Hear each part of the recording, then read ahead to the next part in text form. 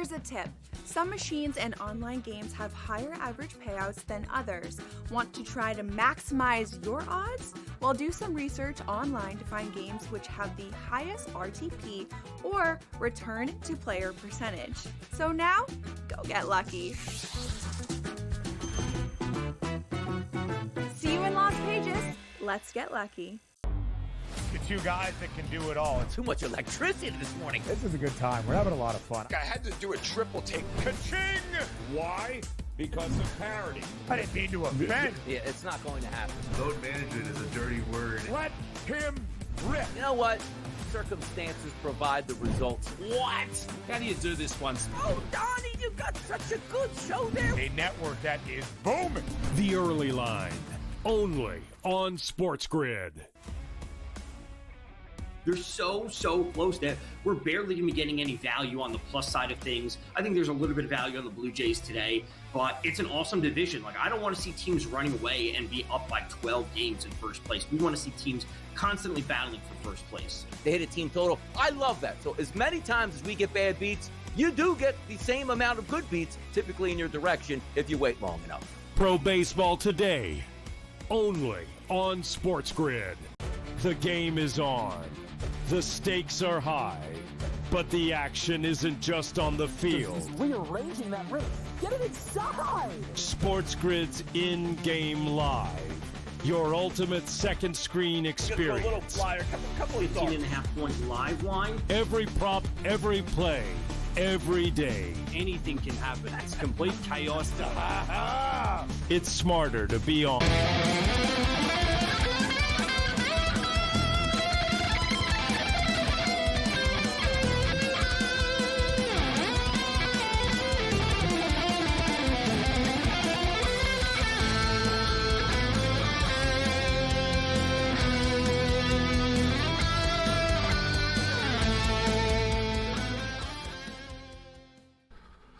Let's roll. This is SportsRage. I am Gabriel Morency, and the players, the hustlers, the people, the bus, and everybody else in between. Let's do this thing. The Twisted Tuesday has begun. The third period of play has just begun in the Lone Star State right now. The Dallas Stars are up 2-1 in the series, and they're also up 2-1 in the hockey game. The Winnipeg Jets can't win on the road. Connor Hellebuck has lost 8 consecutive road starts in the postseason coming in to tonight, and I tell you what, the playoffs have not been kind to top seeds as the Cleveland Cavaliers have been eliminated from the playoffs. The Washington Capitals are about to be eliminated from the playoffs. The Winnipeg Jets were the President's Trophy winners, except we all know, and I don't know why it is, it's just bizarro world. Like, if you're the best team in a regular season in the NHL, you're not winning the Stanley Cup. It's been 11 years, and it's few and far between even before that. Like, it's just, I don't know, like, if it wears you out. That's what I've always thought. I've always thought, you know what? You had such a good year. Because honestly, a lot of regular season wins in sports, it's hard work, right? That's why there's a lot of teams that are good in the regular season, but there's no next level, like, because they're not extremely skilled. They kind of just, they work hard every night. They outwork other teams. And I kind of think it catches up to these teams that win so many games in the regular season. It's all about peaking at the right time, right? That I think it's more important to be hot coming into the playoffs. Like, look at the Edmonton Oilers. The Oilers didn't win the President's Trophy. They're trying to win a Stanley Cup, right? It's not about, like, being the one seed so much. I know teams and people get caught up with that stuff, but should be quite an electric third period of play. The Winnipeg Jets have outshot the Dallas Stars 21-14 in this hockey game, but Dallas have taken advantage of the limited chances that they've had, and Hellebuck, just not the same. Like, I mean, he's made some big saves tonight. So it's not like he's a sieve or anything like that, right? He hasn't played terribly. It's just he also hasn't made the big saves. It's like, dude, like, yeah, you're not playing terribly, but, like, you're also, like, the first goal, the second goal we can live with. It was a nice shot. It is what it is. It was a nice play. It was point blank. What are you going to do? The first goal, though, was pretty weak. Right? Like, to give up on a wrist shot from that far out, that just can't happen. We talked about it last night about how, these shots that don't appear to be hard to stop can be. And, like, low stick side, even pro goalies don't like it. And last night we saw that goal. It was kind of a bad goal, but it was low stick side. Hellebuck was glove side. Like, there's no excuse for that. Like, it just can't happen. And that's, they're down 2-1 right now. And the Jets have been playing, like, from behind. They've been chasing the Stars all series. And eventually it's going to catch up to them. And they're going to lose the series. And they don't win this game. They can't be down 3-1. The Cavaliers were down 3-1, and it's over for them. They're now down 4-1, and the Pacers are going to the Eastern Conference Finals once again. Back-to-back seasons for a Pacer team that people don't really talk about. I like the Pacers. Pascal Siakam's one of my favorite players. I've always liked him. Ben Mathurin, drafted from Montreal. How can I not like Ben Mathurin? I've always liked Miles Turner. Halliburton, I'm sort of indifferent to. I'm like, yeah, all right, but I'm not, you know what I mean? I'm a Siakam guy, and, but I like the Pacers. I like their team, and people don't talk about them very much because they're the Indiana Pacers, but since January 1st, they've had the fourth best record in the NBA. They started off the season like 10-15. So, like, since then, they've actually been straight fire. It's been since January 1st. They have the fourth best record in the NBA, and they play as a team. And looks like it's probably going to be the Knicks and the Pacers once again, which is pretty wild. Like, we could get, like, I tell you what, the NBA definitely doesn't want the Pacers going to the finals, right? You look at, like, how this stuff could turn out for these sports leagues. Like, Carolina is not like, if it's like Carolina versus Edmonton, they're going to, Gary Bettman is going to, he's going to be drunk for a couple of days because he's going to have to hit the cognac. It's going to be like, oh, dear God, you got to be kidding me. I got a Canadian team in Carolina. There's not a lot of really, like, great options for Bettman right now. I think, they could live with Florida getting back there again. And I think if you ask Bettman, we wouldn't tell you on record, but he would tell you, yeah, I want Dallas versus Florida. I don't want Toronto versus Edmonton. And I prefer if, like, Carolina doesn't get in either. All right, so we got a lot of stuff to break down this evening. Some wild baseball games tonight. Wild baseball game in Toronto with the Rays and the Blue Jays. They were going back and forth, home runs, grand slams. And when it was all said and done, the Rays win 11-9. Robbie Ray on the hill for the San Francisco Giants tonight. San Francisco are 8-0 this year when Robbie Ray pitches, yet Robbie Ray got hit in the first inning. It's 3-0 for the Arizona Diamondbacks right now. In the bottom of the first, San Francisco do have a runner on second. The Dodgers are hosting the Athletics tonight. This game has not started yet. It's about to. The Dodgers are 210 money line favorites, plus 165 for the Athletics. The total is 9.5. The Dallas Stars are up 2-1, and now they're going on a 4-minute power play. Absolutely devastating for the Winnipeg Jets right now. Like, even if you don't get scored on, this eats up 4 minutes of ice time. This eats up 4 minutes of you trying to come back in this game. So even if you stop this power play opportunity, the double minor here, even if you stop this, yeah, you've lost 4 minutes, and suddenly there's 12 minutes left in a hockey game. Not ideal if you're the Winnipeg Jets to be taking penalties right now, especially 4-minute penalties. But here we are right now. So there's 15.5 left in the game. Dallas are up 2-1, and they're going to be on the power play for the next 3+ minutes. So we talked about the Pacers getting it done tonight in Cleveland. Meanwhile, we've got the Denver Nuggets and the Oklahoma City Thunder. Now, I never really lay points with the favorite. And, I did tonight, and I lost. Just like, I did tonight. I was like, yeah, the Cavaliers should smoke them. And they were smoking them. They had a 19-point lead. And I tell you what, I would have been paid if they got to 20, actually, but they didn't. So I didn't. And I laid the points tonight, and it's, I actually thought the Pacers were going to beat them in the series. I like the Pacers, but I was like, nah, tonight's a Cleveland spot. The way the NBA works, it'll probably be a rout, and then the Pacers will go home, and they'll get it done. And I kind of got the same feeling tonight with the Oklahoma City Thunder. Even though, like, I don't fully trust the Thunder, they're a young team, and they have never been in this position before. They're playing in big-time basketball games for the first time as a unit here, and there is big-time playoff pressure. So Oklahoma City, I'm not like, oh, yeah, they're going to win the championship. I never really felt that about this team. In fact, I always thought they were vulnerable. Winnipeg just had a semi-breakaway, shorthanded. That would have been massive if they would have scored, but they didn't. Jake Ottinger's played great in this series. That's kind of been the difference, to be honest with you, right? Like, the Jets have often been the better team, right? I mean, well, whatever. The better team is the team that wins more games, but there's like big, like when you watch the games, the Jets get the better of the Stars a lot. But Connor Hellebuck hasn't been playing like Connor Hellebuck in this series, and at least on the road. And Ottinger's been solid, like better than solid, like really, really good. I've always liked Ottinger a lot. I used to sort of be, a big opportunity for the Stars in a slot, but Hellebuck comes up to save. I used to be a bigger Ottinger fan. Like, I was on the Ottinger bandwagon like 5 years ago type of deal. I was like, this guy's probably the best goalie in the league. I found that over the years he gets tired in the playoffs because they play him all the time in the regular season, and he kind of hits a wall as the playoffs go on. But I tell you, he's been amazing in this series, and I think he's been a difference maker, right? Like, goaltending matters, man, at this level. These teams are all super evenly matched. The goalies have to make saves. It's a Full House Twisted Tuesday. Let's roll.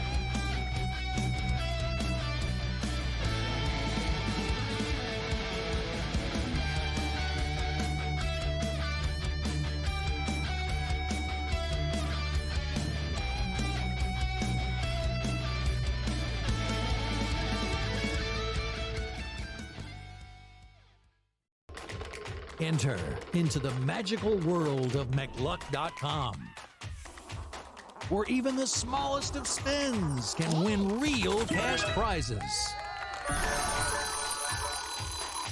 Adventure into over 1,000 of the best Vegas-style slot games. So what are you waiting for? Unlock your free welcome offer today. Join the fun where winners play and players win.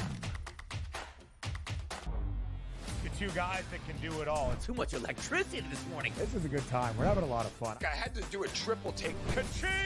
Why? Because of parity. I didn't mean to offend. Yeah, it's not going to happen. Load management is a dirty word. Let him rip. You know what? Circumstances provide the results. What? How do you do this once? Oh, Donnie, you got such a good show there. A network that is booming. The Early Line, only on SportsGrid. Anyone that's been to a sporting event, the atmosphere before a game, I think Game Time Decisions has that same exact atmosphere. This is our arena. This is what we do. There is going to be an energy to Game Time Decisions that you will feel night in and night out. The excitement you get when you lock your bets in, when you're figuring out what you want to do, we can zone in on the biggest games each night. I want this to be the place that people come to before the games start so they feel as ready as possible to lock in their cards. We are going to hit every single one of those markets that you need to know about. We're going to go through every single thing, and I've got a great team behind me that's going to help me get the job done. There is not going to be a better place, I promise you, than Game Time Decisions to get that new information, react to it, and be able to then bet accordingly. We will have everything at our disposal, and we will use that to our advantage. I'm Kevin Walsh. Tune into Game Time Decisions from 6 to 8 p.m. Eastern on SportsGrid.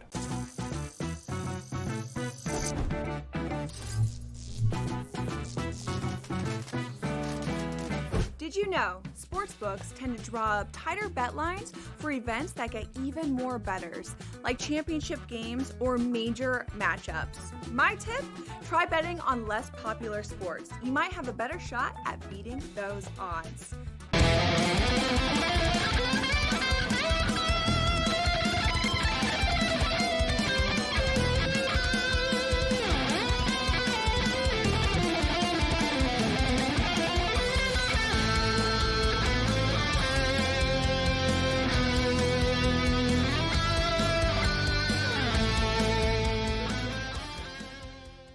Well, the Winnipeg Jets gave the Dallas Stars a 4-minute power play opportunity, and it looked like they were going to kill it off. And in fact, as I was just saying moments ago, the difference in this series has been the goaltending, right? The Winnipeg Jets have often been the better team, yet Ottinger comes up with big stops, and Connor Hellebuck doesn't. And that's been the difference in this series. And you got a 2-1 game, shorthanded, Connor gets like a partial breakaway. Like he wasn't all alone, but he was, you know what I mean? He had an opportunity to score. And he went to the backhand. Beautiful save from Ottinger. And basically about 15 seconds later, the Dallas Stars score with like 19 seconds left in the power play or something like that. So, boom.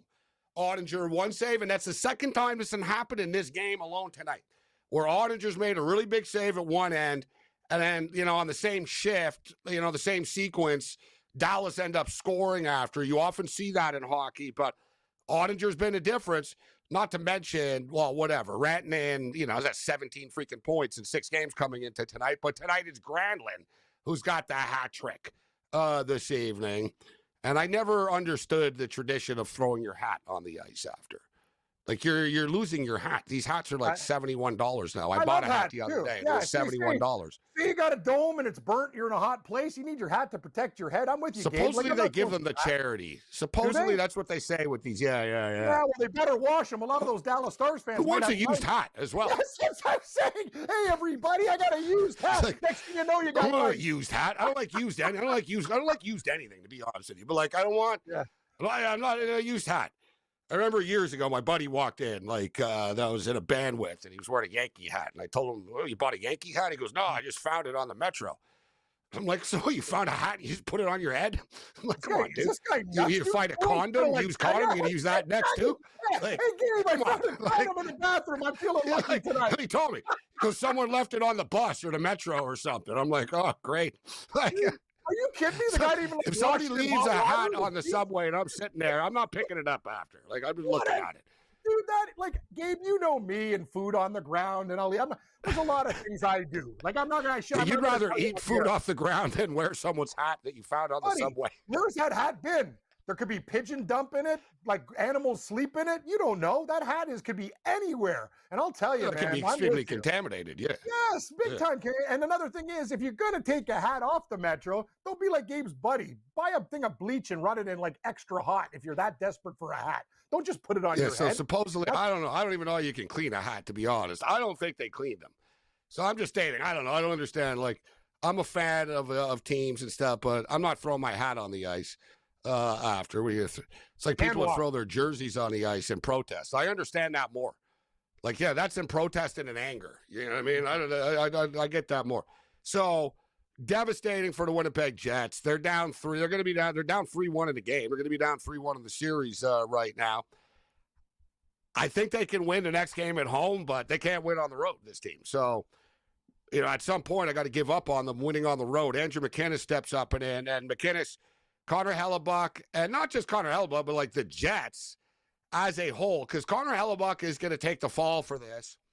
But the fact of the matter is their power play has been terrible, right? Like, so they haven't finished their opportunities. Their power play has been bad, and they get chances, the Jets, yet it's like they hesitate before they shoot. It's like they're unsure of themselves. Like, it's just that little split second.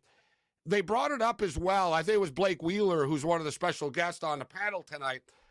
He played for the Jets, so he would know these guys too. And, like, he brought it up, and he goes, you know, now's not the time, man, like, to be screwing with the top lines, right? He basically said you're used to playing with people, and they showed a couple of instances earlier, just sloppy. And another thing, guys, you know what? It's all such little things, guys. You know what the big thing that's killing the Jets in this series? Line changes. I know it sounds simple. Line changes.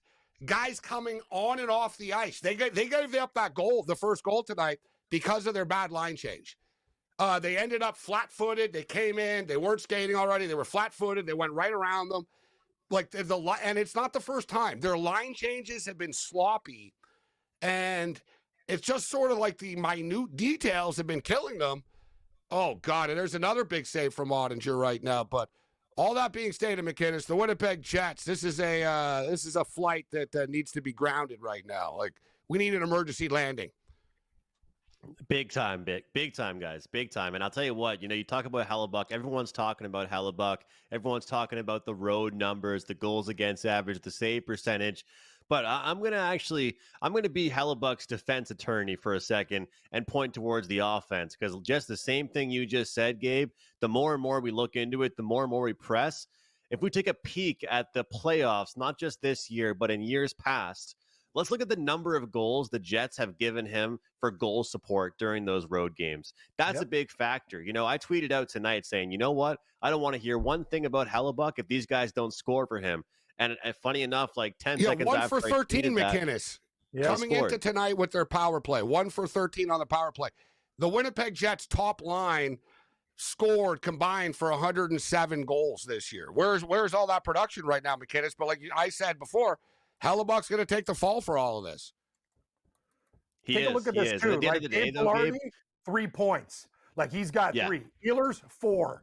So who's the only guy in the Jets doing damage? Kyle Connor. He's got 13 points in 10 games.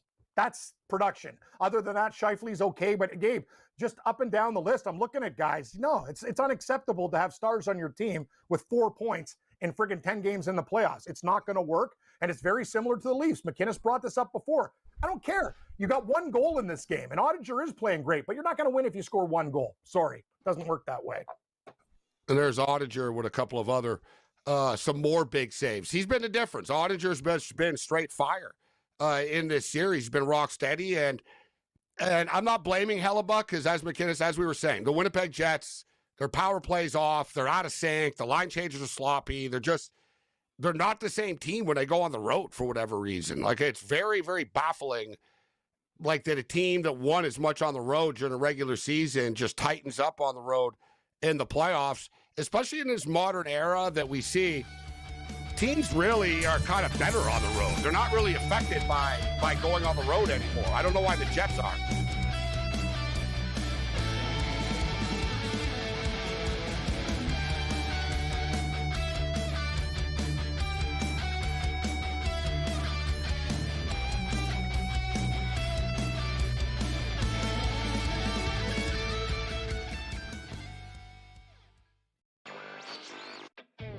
Still underdogs at home, on the road, and all of these games. It's time for people to start understanding a legitimate team that has a chance not only to win the series against Cleveland, but also maybe even go all the way to the NBA Finals. I think a lot of the focus has been on why the Cavs have not played particularly well. A lot of that is due to injury, of course, but I think that's taking too much credit away from what the Pacers have done. Newswire. Only on SportsGrid. Malaysia Fawali, who you guys know I am a huge fan, has decided to switch allegiances and stay in league. And now she's going to go play for Kim Mulkey. Her, Flau'jae Johnson in the backcourt. It's going to be interesting to watch. You wonder sometimes with roster construction, maybe too much is not too good. Betting above the rim. Only on SportsGrid. I don't know what he was doing taking step-back threes at the end of that regulation when he's got bigs on him and he should be driving to the hole. It's already bad enough that I'm playing with all these NBA and D1 studs that are unstoppable, and I'm the worst one there, and I can still ball with them. But if I start calling fouls, they'll revoke my privileges. Like, I man up when I play with them. Pharrell, Coast to Coast. Only on SportsGrid. Two guys that can do it all. Too much electricity this morning. This is a good time. We're having a lot of fun. I had to do a triple take. Ka-ching! Why? Because of parity. I didn't mean to offend. Yeah, it's not going to happen. Load management is a dirty word. Let him rip. You know what? Circumstances provide the results. What? How do you do this once? Oh, Donnie, you got such a good show there. A network that is booming. The Early Line. Only on SportsGrid.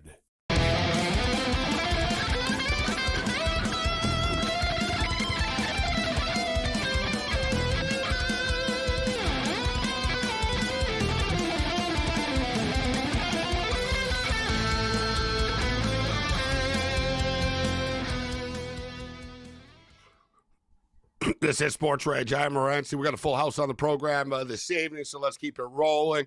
I'm like Kruger Industries tonight. I'm taking it on the chin. I'm on the Winnipeg Jets. I had the over in the earlier basketball game. It stayed under. I rarely bet on the Toronto Blue Jays. I haven't been betting on them that much. I haven't been to win there. I have them over season win total, so I don't really need to press it. And the thing with the Blue Jays, it's like whack-a-mole. right? The Blue Jays are going to be like, they're going to be a 500 team when it's all said and done. They're going to be like 81 and 80, 82 and 80, or 80 and 82 or something like that. So there's no really like rhythm to them. Like, I don't know, they'll lose 3 in a row, they'll win 4 in a row, they'll lose 5 in a row, or like they're all over the place. Today was a good like kind of analogy of their season. They were losing 4-0, they came back, they were up, and they ended up losing the game 11-9 when it's all said and done. And there's another big save for Ottinger. Ottinger stepped up large here, guys, but Winnipeg aren't like, they're not, you got to finish these. I can give credit to Ottinger a lot, but you're kind of making it easy for him. You're shooting it right at him. Like, you notice the Stars are sniping. They're going top shelf. Like, they're hitting the little bit of lace that is open. Meanwhile, the Jets, like I said, they get the puck in good scoring opportunities, but then they don't take good shots after, like, or they rush it, or it's like they hesitate. Whatever, like, it's always wrong what they do. It's like, yeah, you should have sped it up, bro. You should have slowed it down. It's like whatever they do is wrong all the time. They're really pressing. They've outshot them 28-20, and they've had some few really big scoring opportunities over the last couple of minutes. But it looks like the Winnipeg Jets going to be going back home, down 3-1. All right, so we're tied at 2 in the Toronto and the Florida series. The Leafs media and the Toronto media are like basically burying the Leafs right now after praising them. It's a day-by-day operation there. So it's like half glass empty right now with the Leafs. Austin Matthews is the one that they're turning on the most. He's clearly injured, but people don't want to hear about that right now. They're -1. The Panthers are -140 favorites tomorrow. The Maple Leafs are +120. What's your pick for this game, McInnes? Goals. First period over, full game over. I think we see goals tomorrow. We're coming off a shutout. We're coming off a game where Bobrovsky played his best game of the series. I think the Leafs players, especially the star players in this particular series, are feeling more comfortable at home. I know we've only had 4 games, but I think with the physicality, the last change, it benefits them. I know we talked about how maybe in the past series going to Ottawa, you get out of the nerves and you be that villain. But the fact is they were the favorites in that one. This time they're the underdogs in this series. So playing at home, I believe it brings that comfortability. No shots through 2 road games for Mitch Marner. I bet you have 2 shots tomorrow past the first period in this game. So I think that we're going to see goals here. First period over and the full game over. But I'll tell you what, as much as I'm saying goals, don't get me kind of twisted with this sounding a little bit backwards here. But I think a lot of shots. So instead of picking a couple guys on the Leafs to get shot prop over, I'm actually going to take Bobrovsky over on his saves. And I know that sounds kind of funny because I'm advocating for goals, but I think that over 22.5 saves is a good bet for Bob because it's going to be a kitchen sink type of game for the Leafs. Berube is going to say, none of this fancy stuff. Let's get some shots on net. So even if my over hits, I still think he can go over that number on saves. Yeah, a lot of times when these coaches talk, you need to listen. And I think you're onto something here, McInnes, in which Berube even said that he told the players, just get the puck at the net more, right? And I think we're going to see this. Another thing is, too, I think that this Leafs team, they're frustrating and they're going to scare their fans and nothing's going to be easy for them. And the thing is with the Leafs, even if they win this game tomorrow, then they have to hang on for dear life and find a way to win again when they really have to. But I think that, and I heard a lot of the media types that are following around with the team and stuff have said it, and I believe them, when they said that the Leafs are not rattled, really. Like, you know what I mean? They said in past years, like after a playoff loss, the team would be really down, and you could sort of feel it. This unit isn't. Like, they're not, like, put it this way, I think the fan base is more worried than the players are, right? Like, I don't think the players aren't in a panic about this. You know, I don't think they thought it was going to be easy. You're playing the Florida Panthers. Let's be real, right? So it's a best of 2 or 3 series. The Leafs have home ice advantage in the best of 2 or 3.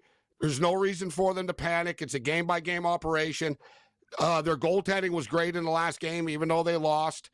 The only thing is, Bobrovsky, like you said, Bobrovsky is very streaky. So he wasn't very good earlier in the series. He was a little off. So I'd be a little worried if this guy starts to get hot now late in this series. But Maple Leafs seem attractive at +120 tomorrow. We'll hit it more on the other side.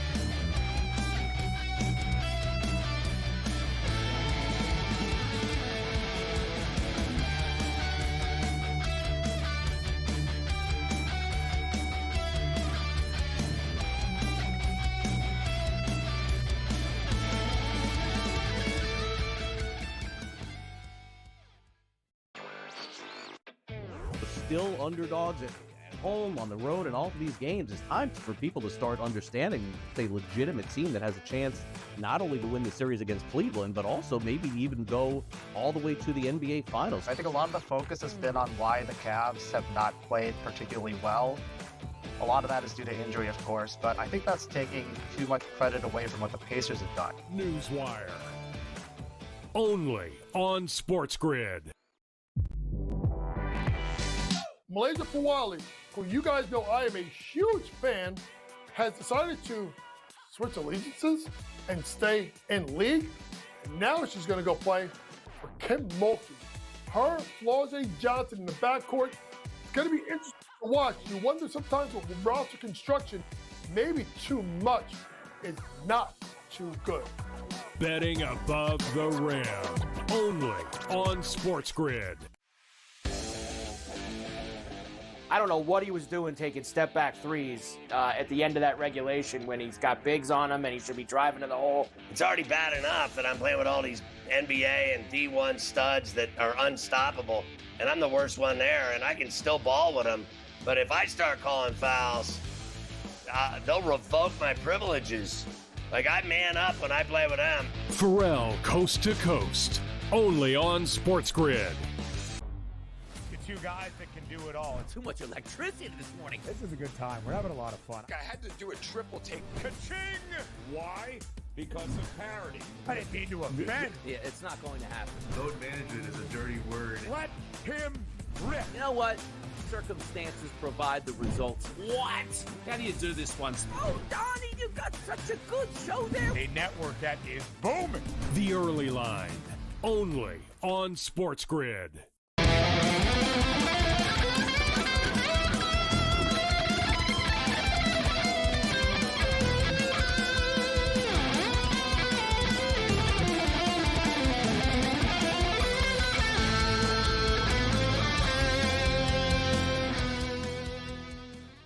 Well, we got a 3-1 game, and it's all over but the crying.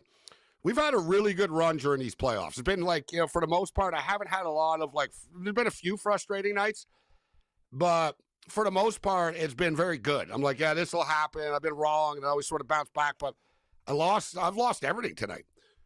Not everything I own, but I lost the Blue Jays bet. I actually did hit Vladimir Guerrero over 1.5, so I went 1-1 in that game. He got a double in the ninth inning. Better late than never. So I went 1-1 there, but I'm on the Winnipeg Jets. I was on the Cavaliers. I was on the over in the Cavalier game, and I'm just going down here right now. I'm on the over of this Denver-Oklahoma City game. It's 40-33 right now for Denver. So Denver's beating Oklahoma City. It's a dog night tonight in the NBA. The Nuggets are getting it done. Veteran beating the kids here so far. Any action for you, McKinnis, on this game, Denver and Oklahoma City?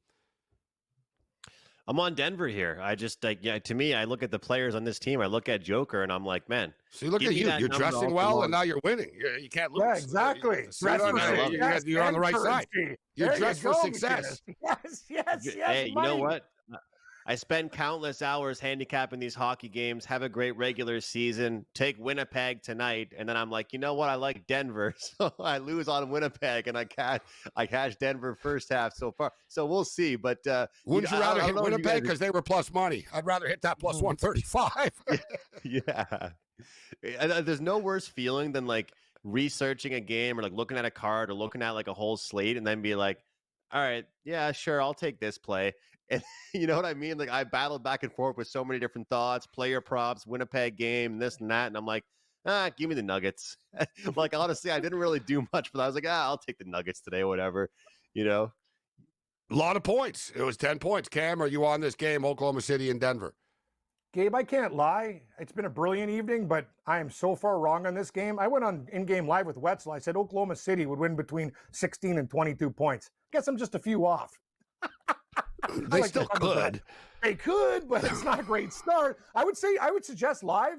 They're only 2.5. I think they come back and win this game. No, it's 5.5. It's 42-38. It's 5.5. Oklahoma City or minus 5.5.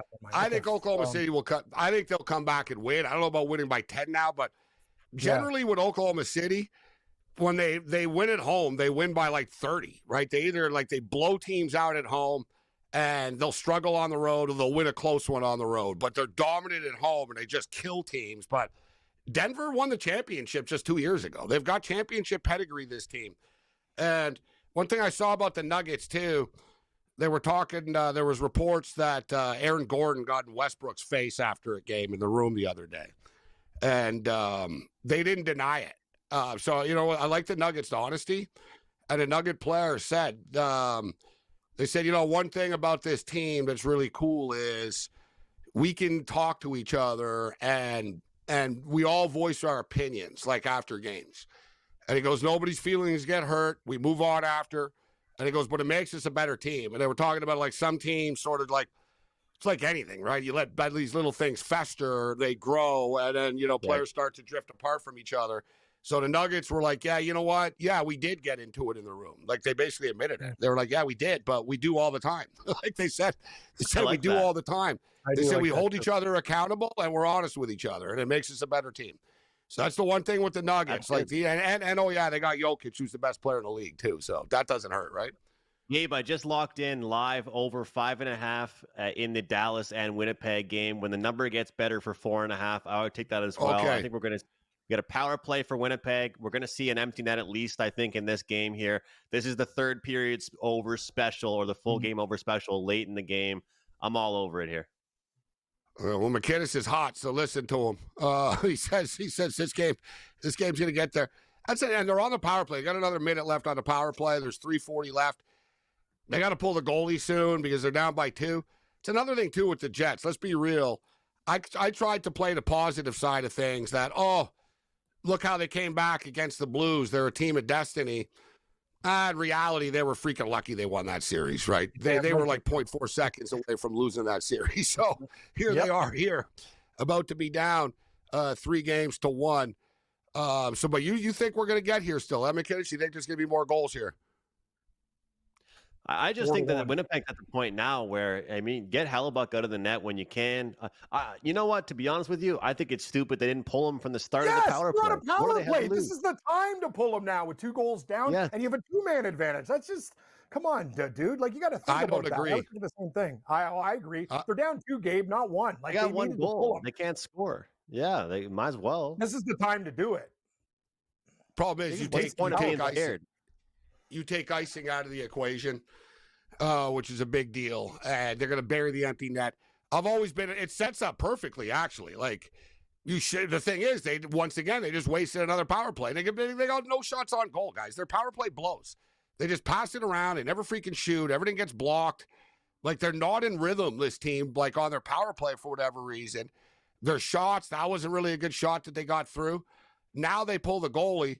I get what you guys are saying with a 2-man advantage, but you take away the icing. Because they're shorthanded. And also, I'm a bigger fan of, you know what? We've got 2 minutes here to score. We score on the power play, and then we pull the goalie after. We're only down 1, right? So that's the way I look at it, but it doesn't matter if you're not going to score. Right? So, I mean, like, there's another nice save. Listen, Ottinger's making 1 save after another. They're showing the highlights, sort of, his little reel here. He really has played well. No excuses for the Jets, but they're going to be in a lot of trouble.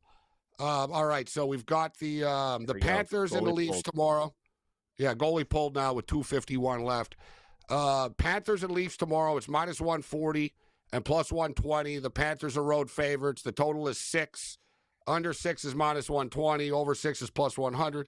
And the Edmonton Oilers and the Vegas Golden Knights. Edmonton can finish this series off on the Strip tomorrow. They're plus 110 road dogs. Vegas are minus 130. What's your pick, McKinnis, for this one with the red-hot Edmonton Oilers?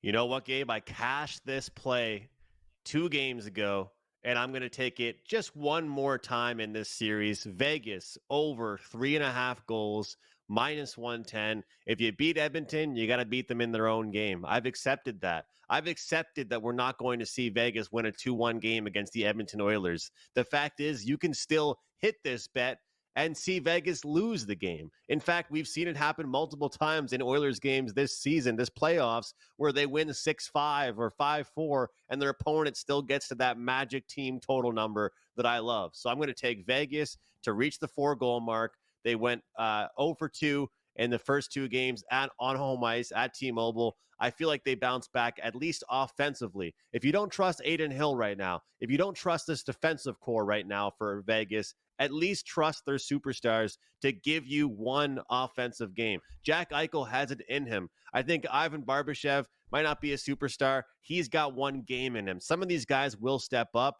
Get Vegas to 4. I'll be happy. So I'm looking at the parlay combinations here right now. A Toronto Maple Leafs to win, Edmonton Oilers to win parlay is plus 362. That's pretty nice. And a Toronto Maple Leaf Vegas Golden Knight parlay is plus 289. Still pretty nice. Florida Panthers to win the game and the Edmonton Oilers to win the game is plus 260. And the Florida Panthers to win the game and the Vegas Golden Knights to win the game is plus 203. So you get some nice plus money parlays here if you're looking at the combo tomorrow. I'm just going to continue to ride the wave with the Edmonton Oilers. You know, you figure Vegas has one more win left at home. Are they really going to lose this series in 5 games? But the way Edmonton is playing right now, like I'm not betting against this team. And in fact, I think they're winning the Stanley Cup. It'll be a hell of a series against the Dallas Stars. I'll tell you that. But I think the Edmonton Oilers are going to win the Stanley Cup right now. I have a piece of the Leafs still, but I'm on the Oilers, and I wouldn't mind adding more to my portfolio. We'll take a look at the futures on the other side.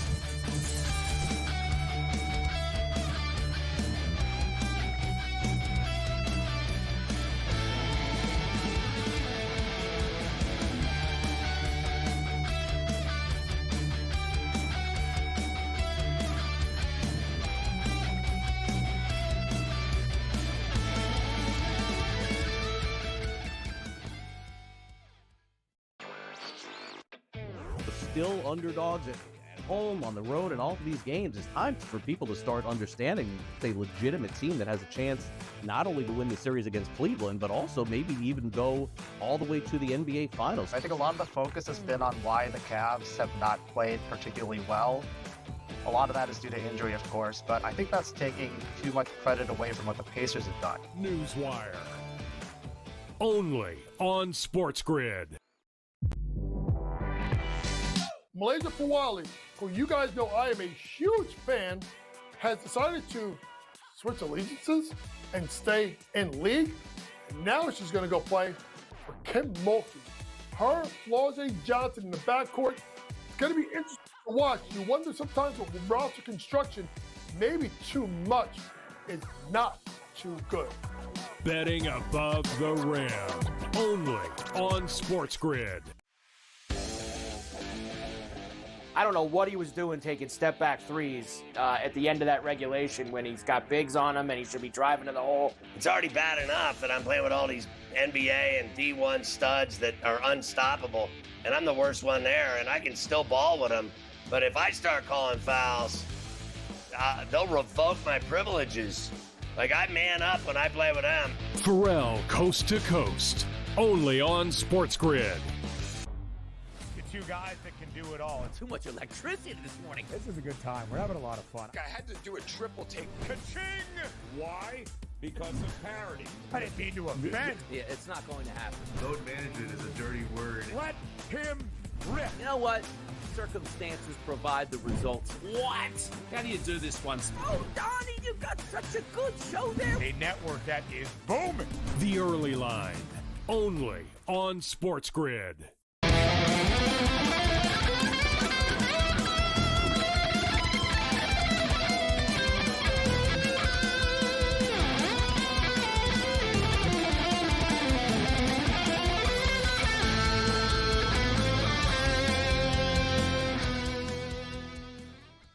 The Dallas Stars take one step closer to the conference finals. They win the hockey game 3-1. They're now leading the series 3-1. They got outshot 32-24. Jake Ottinger was a stud tonight. Granlund scored a hat trick. So it's basically the difference in this game. You can't blame Connor Hellebuck. You know, I know a lot of people are, Connor Hellebuck's 0-9 last 9 playoff games now people to talk about, but they didn't lose because of Connor Hellebuck, but Ottinger has been better than he has. There's no disputing that. All right, so we got the Panthers and Leafs tomorrow, Oilers and Vegas Knights tomorrow. These two teams will be playing on Thursday, so there's a quick turnaround. We'll get you the number momentarily. You have the Carolina Hurricanes and the Washington Capitals on Thursday night. McKinnis, what's your pick for this one? Do you think the Capitals have one win left in them? I kind of think they do. I think the Capitals can win this game and then go back to Carolina and lose. What do you think? You know, I was talking to our good pal Teddy Covers one day, and he said, when a team is dead, they are dead. And this Capitals team is dead. In the postseason, you figure out when a team is done, and I think this Capitals team is absolutely done for. I don't have faith in them. I like the saying, and I think with Teddy, I hear it in Teddy's voice. But I will say, you just sold us on Vegas scoring 4 goals tomorrow. They look pretty dead, too.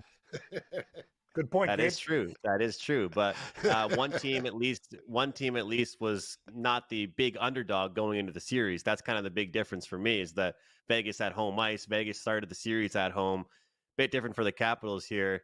You know, they were the underdogs, even though they were the home team. That tells you all you really have to know. So when I look at this series, I think the Montreal Canadiens could have put a better fight up than the Capitals could have. But give me the puck line for the Hurricanes elimination game.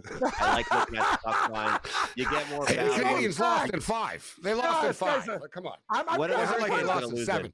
Or what are the Capitals going to lose in this one, though? The Capitals look like junk. How many games other the than Capitals lose? But they didn't have Thompson. Like, Montreal actually played a better game. And in Washington's goalie stood on his head. They've been like Carolina schooling these guys. They're good.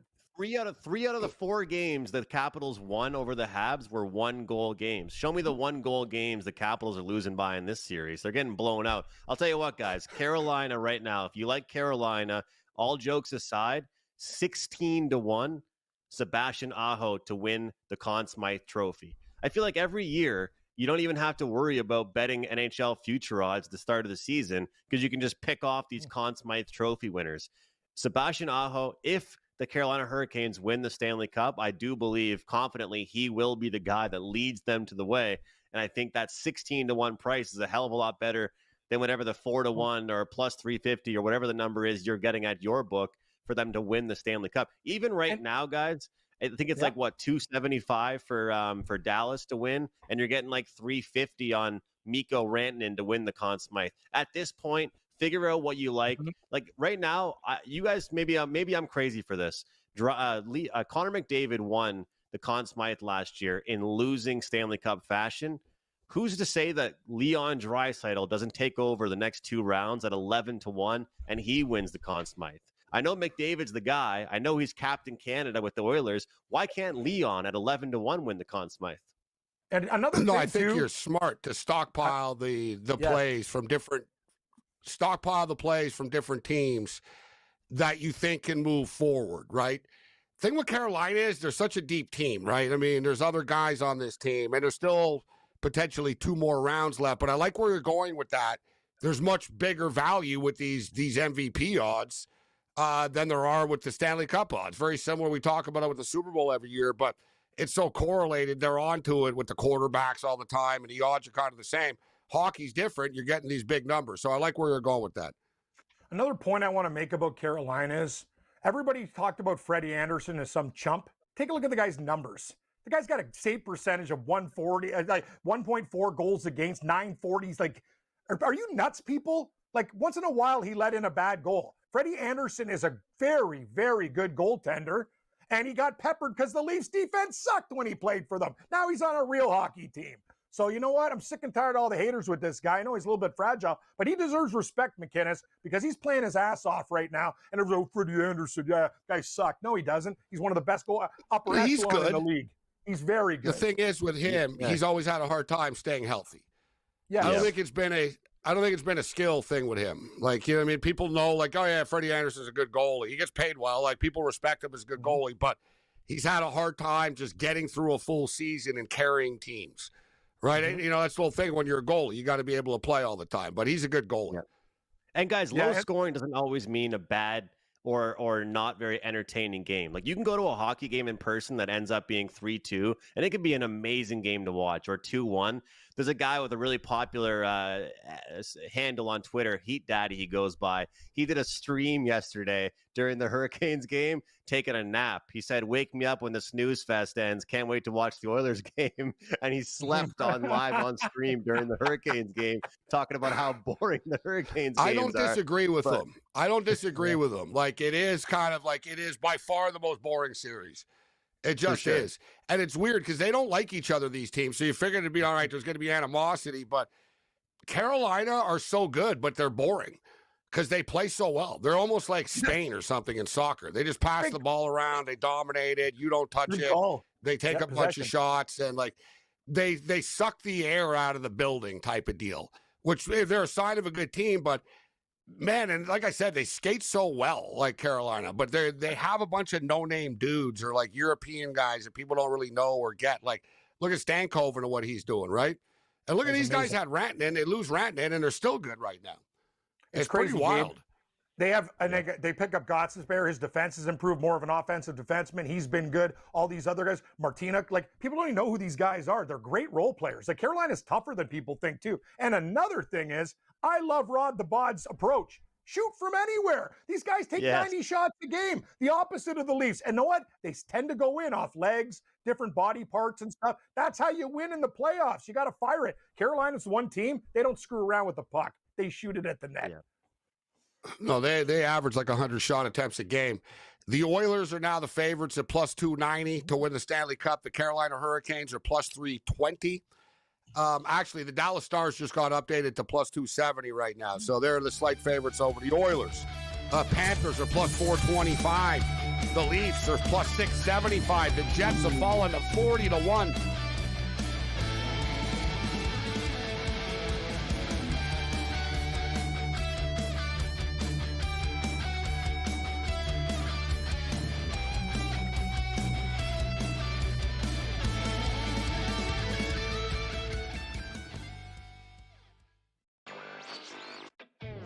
Still underdogs at home, on the road, and all of these games. It's time for people to start understanding it's a legitimate team that has a chance not only to win the series against Cleveland, but also maybe even go all the way to the NBA Finals. I think a lot of the focus has been on why the Cavs have not played particularly well.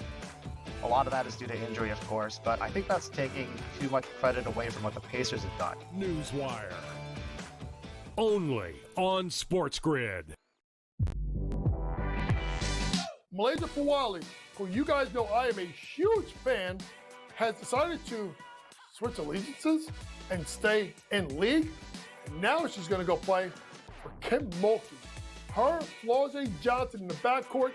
It's going to be interesting to watch. You wonder sometimes with roster construction, maybe too much is not too good. Betting above the rim. Only on SportsGrid. I don't know what he was doing taking step-back threes at the end of that regulation when he's got bigs on him and he should be driving to the hole. It's already bad enough that I'm playing with all these NBA and D1 studs that are unstoppable, and I'm the worst one there, and I can still ball with them. But if I start calling fouls, they'll revoke my privileges. Like, I man up when I play with them. Pharrell, Coast to Coast. Only on SportsGrid. The two guys that can do it all. Too much electricity this morning. This is a good time. We're having a lot of fun. I had to do a triple take. Ka-ching! Why?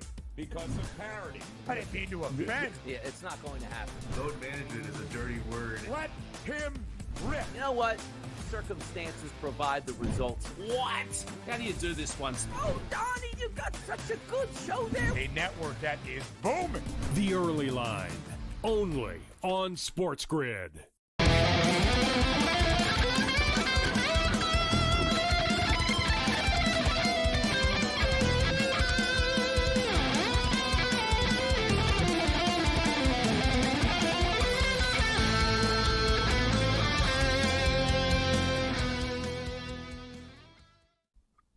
The Twisted Tuesday continues. This is SportsRage. Our boy Rick Saratella is going to step up today. We'll talk some NFL football as the schedule is being leaked and released. We'll get you caught up to date with some of the big announcements. Full schedule release is tomorrow, except you know how they do this. They drip it here and all this game and that game. We do know there's a couple of official games. The week 1 schedule has been leaked for the most part. And we've got some point spreads up. The Dallas Cowboys are getting 6.5 points against the Philadelphia Eagles in a season opener. It hasn't been officially announced. It'll be announced tomorrow, but they're going to be playing the following Friday night like they did last year in Brazil again. It's going to be the Chiefs and the Chargers on September the 5th. This was a cool trip for people. The Minnesota Vikings are playing the Pittsburgh Steelers in Dublin, Ireland. Like I said, just perfect teams to go to Dublin. Like, there's be a lot of drinking going on at that Viking-Steeler game in Dublin, Ireland. I'll tell you that. Between the Viking fans, the Steeler fans, and the Irish, it's going to be quite the combo. They're going to run out of beer. You're so right. It's like when Notre Dame went there. They ran out of beer when Notre Dame played there. They got a lot of beer. So speaking of Europe and hockey, so NHL futures are cool, guys. But to me, the best future, and I'm amazed by this, that the number is still what it is. And this is Team Canada to win the World Hockey Championships. Probably the deepest Team Canada World Championship team ever. Like, I don't know how you're going to compare. You're going to have all these Hall of Famers on this team. It's kind of unusual that they're as stacked as they are, so I want to take advantage of it. It's kind of difficult to bet on their games because they're basically minus 4.5 and 5.5 every game. And it's very tough. And I've noticed the sports books are pretty evil. And like Bet365 doesn't have the alternate puck line for Team Canada games. So you can't bet them minus 2.5 goals or 3.5. They're like, there's no, like they know what people want to do with the same game parlays and stuff. But as far as the future is concerned, Canada are plus 100 right now. I got them at plus 130 before the tournament started. They were like plus 260, plus 280 before Crosby and McKinnon were announced, but it plummeted. So I got it at plus 130, but I'm shocked, guys, that it's still plus 100 right now. The USA just lost to Switzerland yesterday. Finland basically got all they can handle from France. Basically Canada is like the Four Nations team almost. Like, and the guys that aren't on the Four Nations team are all killing it. Bo Horvat's like the best player on the team so far. It's in Sweden. So you know what? Sweden are the threat, right? So Sweden are plus 320. But I guarantee you, Canada are not going to be plus 100 in the championship game, right? These guys are like big favorites in every game. I cannot believe that they're still plus 100. I already put a nice big play on Canada, but I'm looking to bet them again, McKinnon. It's like plus 100 is just too light. In the 3 games Canada played, they've outscored their opponents 16-1. Like, teams are just overmatched. There's nothing they can do. And they're all saying the same thing before the game. Oh, it's just an honor to play against these guys. Like I said, so like maybe Sweden in the championship game will give them a problem. But at plus 100, I think it's a great bet. Are you on this, McInnes? Yeah, I'm ashamed I haven't really watched that much of it. I got to admit to you, like usually I'm betting this and watch a lot of the games. But I tossed on Canada. And whenever you see a future at a number like that, you take it. Because it's not like that for no reason. It's not an accident. It's like that. And the end of the day is you can bet that, and you look at like the games and you see a minus 4.5 spread, minus 5.5 spread. You're seeing spreads like almost touchdowns in hockey. So it kind of takes some pressure off you. Because honestly, when I approach some of those games, I don't really want to worry about this team covering 5 goals. I want to pick up a winner and watch them win the tournament. I've been betting the unders, guys. Yeah. I did it today. When they got up 3-0, I had it was 2-0 early. I went under 6.5, thinking France won't score. And Canada, as good as they are, they're kind of, I know they won one game 7-0, but they kind of tap out once, it was 5-0, and you know what I mean. So you can sort of get into the in-game totals here and win some money, but it is tricky. And I've loaded up on them, but I'm going to bet them again. Because basically it's going to come down to the championship game. And it's hockey. Anything can happen. It is in Sweden. Okay, fine. But like we said, I guarantee you Canada will not be plus 100. And who knows, man? Like maybe Sweden gets bounced. Anything could happen. Like it could end up being Switzerland in the championship game for all we know. Well, Switzerland just beat USA. But I'll tell you a bet that I like is actually some books offer this. Top 3 finish. Give me Czech Republic top 3 finish plus 110. I think that they belong in that bronze medal game. I think they'll probably capture it, and plus 110 is a good number there. Andrew McInnes, wagertalk.com. Great.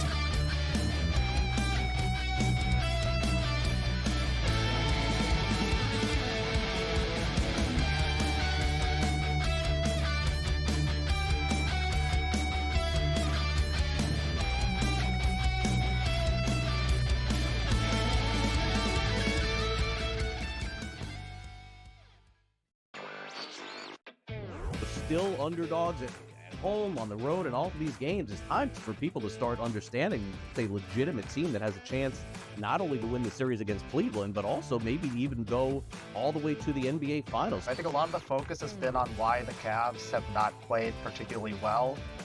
A lot of that is due to injury, of course, but I think that's taking too much credit away from what the Pacers have done. Newswire. Only on SportsGrid. Malaysia Fawali, who you guys know I am a huge fan, has decided to switch allegiances and stay in league. And now she's going to go play for Kim Mulkey.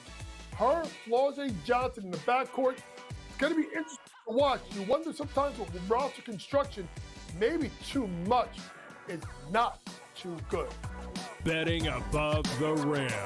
Only on SportsGrid. I don't know what he was doing taking step-back threes at the end of that regulation when he's got bigs on him and he should be driving to the hole. It's already bad enough that I'm playing with all these NBA and D1 studs that are unstoppable, and I'm the worst one there, and I can still ball with them. But if I start calling fouls, they'll revoke my privileges. Like, I man up when I play with them. Pharrell Coast to Coast. Only on SportsGrid.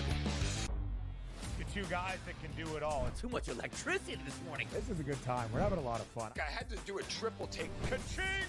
Why? Because of parity. I didn't mean to offend. Yeah, it's not going to happen. Load management is a dirty word. Let him rip. You know what? Circumstances provide the results. What? How do you do this one? Oh, Donnie, you got such a good show there. A network that is booming. The Early Line. Only on SportsGrid.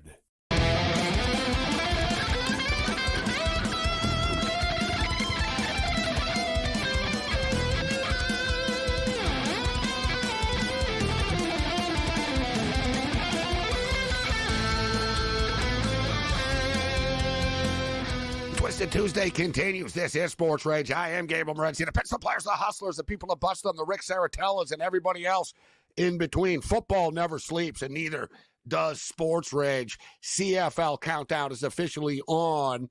The UFL season is rolling along. The playoffs are around the corner, and the NFL is ready to drop its schedule tomorrow. There's been leaks and there's been announcements. The international schedule has been announced. We know that the Philadelphia Eagles will open up the season on September the 4th against the Dallas Cowboys. The point spread is up and out right now. The Philadelphia Eagles are 6.5-point favorites in this football game. Let's bring in Rick Saratella. Let's do this thing, Rick. Yeah, hey, let's do it, Gabe. I'm happy to be here, man. You mentioned CFL training camp, the UFL stretch season. I'm all into the indoor football league. My gosh, my goodness. The Patriots just signed somebody from over there, and we got NFL season scheduled. We got international games. It's unbelievable. I can't wait to talk about it. Yeah, we even got flag football talk. The Olympics are rapidly approaching. Paul LaPolice was just recently announced, the head coach of Team Campbell, longtime CFL coach. So the defending champion Philadelphia Eagles, of course, the champion always opens up the season at home on Thursday night. They'll get the Dallas Cowboys to open up the season, Rick. And the point spread is 6.5 right now. Cowboys going to have Dak Prescott back, and I think it's easy, Dak Prescott is 2-5 in the playoffs. They're also one of the most dominant regular season teams, Rick. This team won 7 games last year with all the injuries that they had. Their win total right now is 7.5 for the Dallas Cowboys. I'm bullish on them. I think they can get to 8 or 9 wins, this football team, this year. Yeah, they should be an 8 and 9 team at the worst, I would anticipate. However, I don't see them in the same echelon as the Philadelphia Eagles. Now, I do like the acquisition of George Pickens. I think that's going to help a lot when you talk about taking the pressure off of Dak Prescott and CD Lamb. So I do think the offense will be better for that, but it's probably going to take a little bit while to build that chemistry and build that rapport between that tandem. And listen, the Philadelphia Eagles obviously are the world champions. They are head and shoulders above this Dallas Cowboys team. I think, Gabe, where the NFL went with this is Dallas is America's team. And, you mentioned the over-under 7.5, so they might not be in contention the second half of the season. Figure, let's milk a primetime game. Let the Eagles NFC East divisional, longtime rival matchup, but I think the Eagles give the Cowboys the belt on this one. I could see double-digit victory easily for the Philadelphia Eagles. The point spread kind of feels a little low. It definitely does at 6.5. Dak is back, baby. So it's Dak Prescott's first game back, or at least it's expected to be. Anything can happen in between now and then. And as I mentioned, guys, he's 2-5 in the playoffs, but regular season record 76-46, 30 games over 500. Routinely won 12 games a year, and then would get bounced in the postseason. They went 7-10 last year, but something that you brought up, Rick, and it's something that we've been talking about as we talk about, we look, at the early win totals right now. When the Cowboys were winning 12 games every year, Washington was terrible, and the Giants were kind of bad as well for the most part, right? And so it's always kind of been, Dallas and Philadelphia. That's not really the case anymore, right? We know Washington are really good now. We know Philadelphia are still going to be good, and the Giants have talent. Right? Giants have talent. Rick, the Giant win total is 5.5. What do you think about that one? 5.5 for the Giants. Is this a 6-win football team? I don't think so, Gabe, but I think there's I'm sorry. Because even I'm thinking, wow, they can get to 6, can't they? Well, listen. Well, I don't know. Russell Wilson had trouble winning 6 games for the Steelers. Listen, I like what the Giants have done this offseason.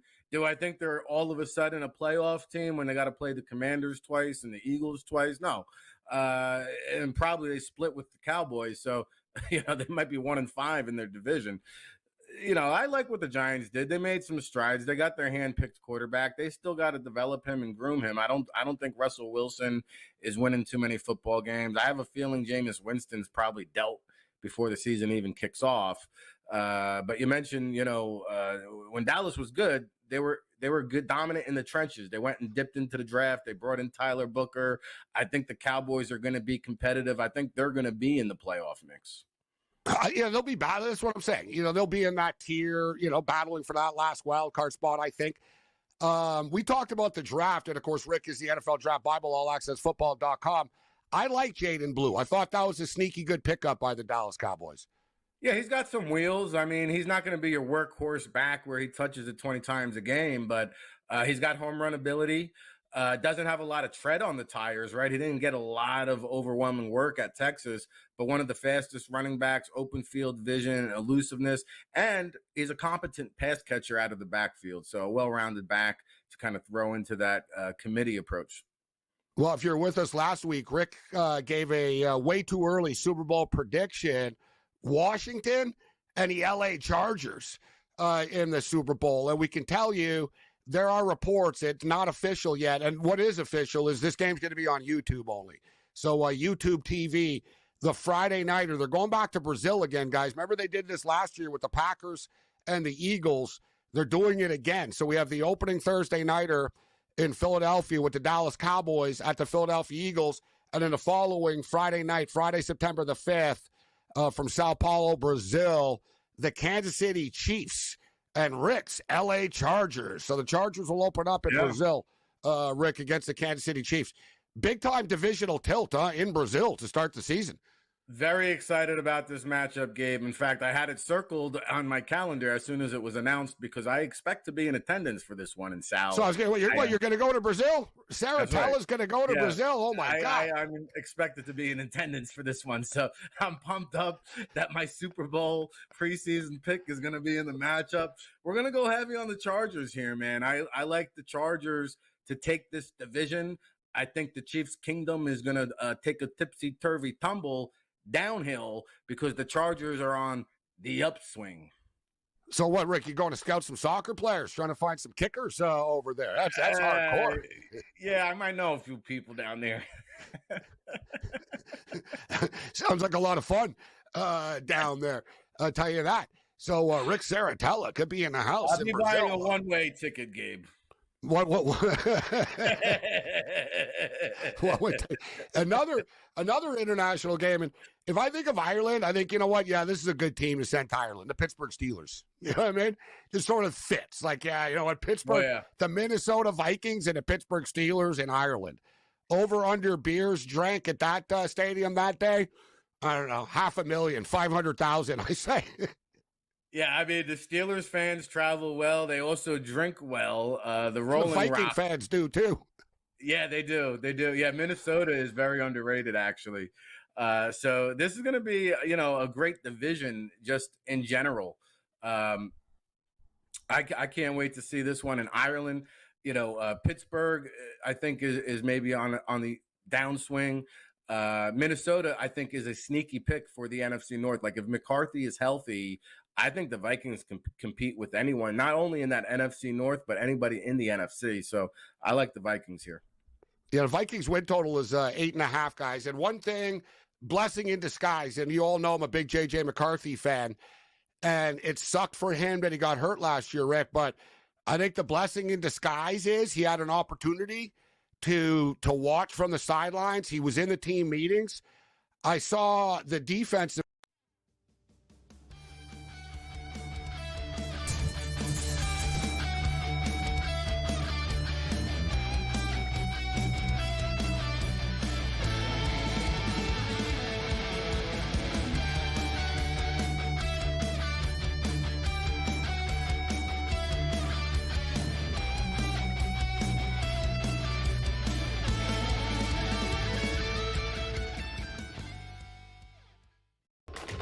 Enter into the magical world of McLuck.com, where even the smallest of spins can win real cash prizes.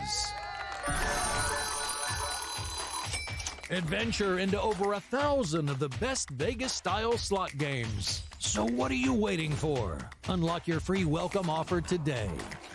Join the fun where winners play and players win. Dogs at home, on the road, and all of these games, it's time for people to start understanding a legitimate team that has a chance not only to win the series against Cleveland, but also maybe even go all the way to the NBA Finals. I think a lot of the focus has been on why the Cavs have not played particularly well. A lot of that is due to injury, of course, but I think that's taking too much credit away from what the Pacers have done. Newswire. Only on SportsGrid. Malaysia Fawali, who you guys know I am a huge fan, has decided to switch allegiances and stay in league. And now she's going to go play for Kim Mulkey. Her, Flau'jae Johnson in the backcourt. It's going to be interesting to watch. You wonder sometimes with roster construction, maybe too much is not too good. Betting above the rim. Only on SportsGrid. I don't know what he was doing taking step-back threes at the end of that regulation when he's got bigs on him and he should be driving to the hole. It's already bad enough that I'm playing with all these NBA and D1 studs that are unstoppable, and I'm the worst one there, and I can still ball with them. But if I start calling fouls, they'll revoke my privileges. Like, I man up when I play with them. Pharrell, coast to coast. Only on SportsGrid. Two guys that can do it all. Too much electricity this morning. This is a good time. We're having a lot of fun. I had to do a triple take. Ka-ching! Why? Because of parity. I didn't mean to offend. Yeah, it's not going to happen. Load management is a dirty word. Let him rip. You know what? Circumstances provide the results. What? How do you do this one? Oh, Donnie, you got such a good show there. A network that is booming. The Early Line. Only on SportsGrid.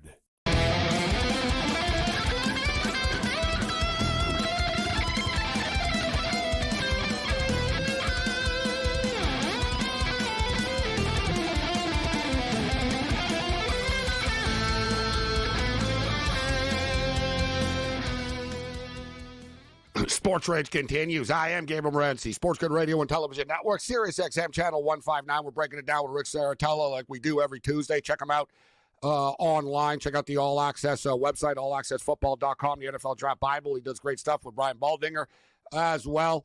You can get all the links on his X account. So, Rick, we've talked a lot about J.J. McCarthy over the years. I'm a big fan of his. And how do you feel about my take that I think it's a blessing in disguise? Actually, it's going to help him that he had a year to just sort of soak things up with the team. Yeah, I was going to say, like, I remember being on this show and talking about it in August when we were saying, hey, there's like a real loud buzz coming out of Minnesota that he's going to beat out Sam Darnold for that starting quarterback job. And I believe that he really would have had he not gotten hurt, because he was trajecting that way. And I also have to tell you that it takes a lot of cajoons to say no to a future Pro Football Hall of Fame inductee that is going to be Aaron Rodgers, and be like, you know what, A-Rod, nah, we're good. We got the kid coming off an ACL, the confidence they have in this kid. No, you're right. They let Darnold go. They don't bring anyone else in. They're like, J.J. McCarthy is our guy. They're making no secret about it. All in. And I'm all in too. I've been all in with you, man. I'm excited to see. I think the Vikings really have a legitimate shot to win this division. I really mean it. I'm telling you guys, for any doubters out there, he won the championship. He won the championship when he played in high school. He won a national championship with the Michigan Wolverines. The kid's a winner, and he's a good athlete too. Don't fool yourself. Like, he's not just a game manager. He's a very good athlete, and we've seen what O'Connell could do with quarterbacks in Minnesota as well. So speaking of the guy that you just brought up, I don't know what it is with Aaron trying to follow Brett Favre. Like, seriously, bro. So what, you want to play for the Jets? You want to play, like, what is this? Like, he's like one junk pick away from following in Brett's and a welfare scam and following in Brett's footsteps here. But you're right. The Pittsburgh Steelers do want him, right? Steelers are waiting on this guy. Vikings are like, nah, we're good with J.J. McCarthy. What about Aaron Rodgers? Do you think he plays this year? I do, yeah. I think it's a foregone conclusion. He wants to settle whatever's going on. He'll show up late with the Steelers type of deal? Yeah, and, I think it was on Pro Football Talk that he may have chosen the lesser of two evils, considering what's going on in his personal life. Had he been a member of the Steelers, while whatever's going on is going on, it may be dragged into the news. It might put him in the spotlight, thrust him in the spotlight even further. We won't know, right, until we come to August. But I do think once August rolls around, you will see Aaron Rodgers in that black and yellow. Yeah, I just have a really hard time believing that they're going to start the season with Mason Rudolph as their quarterback. Right. I mean, let's be real. And Will Howard as well, in the mix. Also, too, Gabe, they would have addressed the quarterback situation before the 5th round had they had an inkling that Rodgers wasn't coming, right? That's just my gut. Yeah, let Rodgers do his personal stuff. Who cares right now, right? It's May. I get it. Yeah. It's May. Yeah. Everyone's going to, let him get it out of his system and be ready for football when he shows up. But that's something to keep an eye on moving forward. So, yeah, the Minnesota Vikings and the Pittsburgh Steelers will be playing in Ireland. That's a super fun trip right there. That's on September the 28th in Ireland. And for Viking fans, actually, Rick, they've got a couple of games out there. And, in fact, they've got 2. They're playing twice, and they're playing back-to-back weeks, the Minnesota Vikings, in Europe. We've seen this with the Jags, where the Jags will play 2 games there because they've always wanted to move to London. Let's just be real, right? So they like to play their home games in London if they can.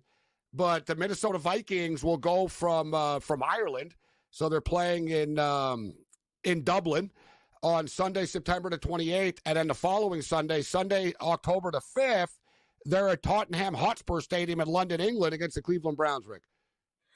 Yeah, they are the first NFL team in history to play back-to-back international games. I'm an advocate of this. I believe that you've got to grow the game internationally. I think they should be doing more at the youth levels personally.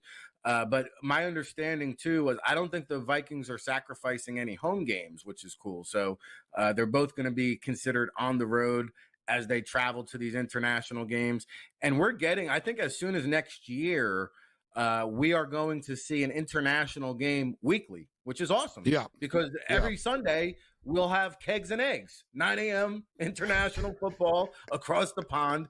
But that's where we're trending. I think Roger Goodell, before he leaves the commissioner's office, one of his major goals on the front burner is to have weekly international games. I think we're going to get there next season. I think the vision used to be to have a European division, but I think this they realize is just as good. You move it around. You make a lot of money with different countries. You can really spread it around instead of being stuck in one location. And as Rick stated, that's pretty much their vision, to have a weekly game. And it kind of is, to be honest with you. I mean, they start off, they got the Brazil game on the 5th, and there's a couple of weeks off. And then September 28th in Ireland. October 5th, London, England. October 12th, same stadium, London, England. Broncos and Jets in London, England, October the 12th. The next week, they're in Wembley. They're in London. They're pretty, it's not quite weekly right now, Rick, but it's pretty much getting there, bro. Washington Commanders against the Miami Dolphins. This be a fun trip, Rick, although it sounds expensive. They're playing in Madrid, Spain. That's a little costly. That's going to cost that one. Yeah. Well, by the way, if you make it out to the Ireland game, I've been on the Ireland sea moss lately. Is very healthy for you, so you can pick some up while you're out there. Rick Saratella with some health tips for us on the way out here. Listen, Rick, we got about a minute left. We'll get into some CFL football soon. The UFL, I mean, the games are either like most of these games are terribly boring for like 3.5 quarters, 4 quarters, then it gets crazy in the last 10 minutes. We've had some wild endings right now, but the Michigan Panthers are currently favorites to win it all right now. We've had some barn burners this past weekend, and I'll tell you, I can understand the love for Michigan because Bryce Perkins is playing as good as anyone in that league right now. So I get it, and I love the running back Tua Tagovailoa. I tried to bring him up to Edmonton when I was with the Elks, but Birmingham just keeps on winning. 5 different starting quarterbacks, 3-time spring league champions. Yeah, don't write the Stallions off yet, huh? I'm riding with Birmingham. AllAccessFootball.com, bring it.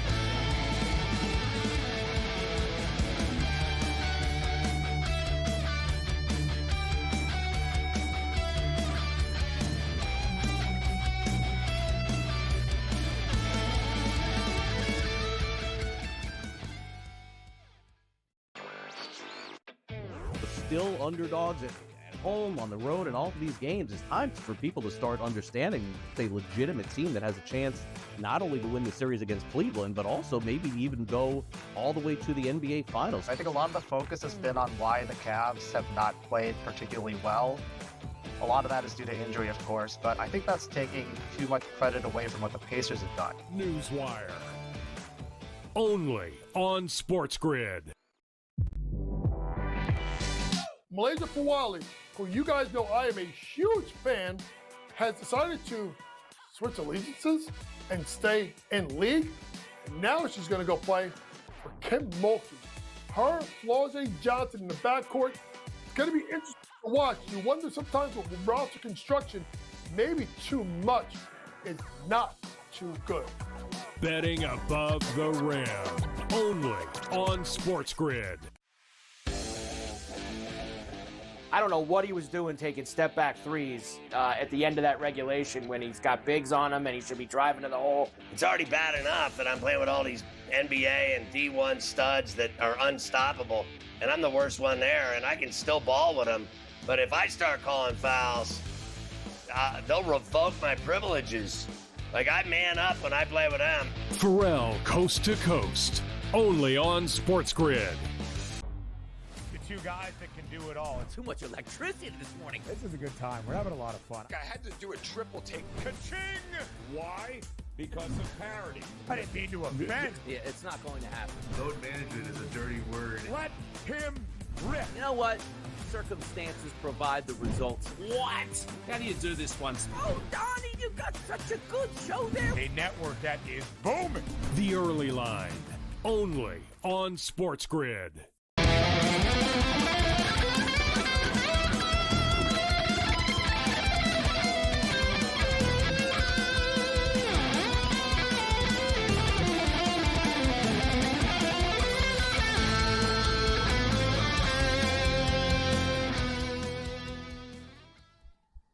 Thanks to Rick Saratella for kicking it with us. Always great talking football with Rick. Football never sleeps. UFL football is going on.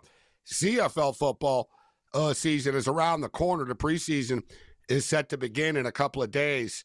And we have a CFL legend joining us in a couple of minutes, actually. Mike Moriali, former Hamilton Tiger Cat, will step up and 2-time Grey Cup champion. But He'll join us to talk basketball, not football, as he's the commissioner of the CEBL. And we'll break that down with Mike Moriali in a couple of moments at time. We got a good basketball game going on right now. Denver, seems like everything's falling for Denver. Jamal Murray's hot. He just missed a three, as I said this, but he's shooting another one right now, and he missed the second one. But Westbrook came swooshing in for the rebound. So Denver up 82-73 on Oklahoma City, and this is kind of a must-win for Oklahoma City. A younger team, they're going to be in a lot of trouble going to Denver, and the Nuggets are going to smell blood. I'm starting to buy into this Denver team, actually, that they can win the championship, but we'll get into that in a couple of moments. Let's get to the best of X right now, baseball style. Let's roll it.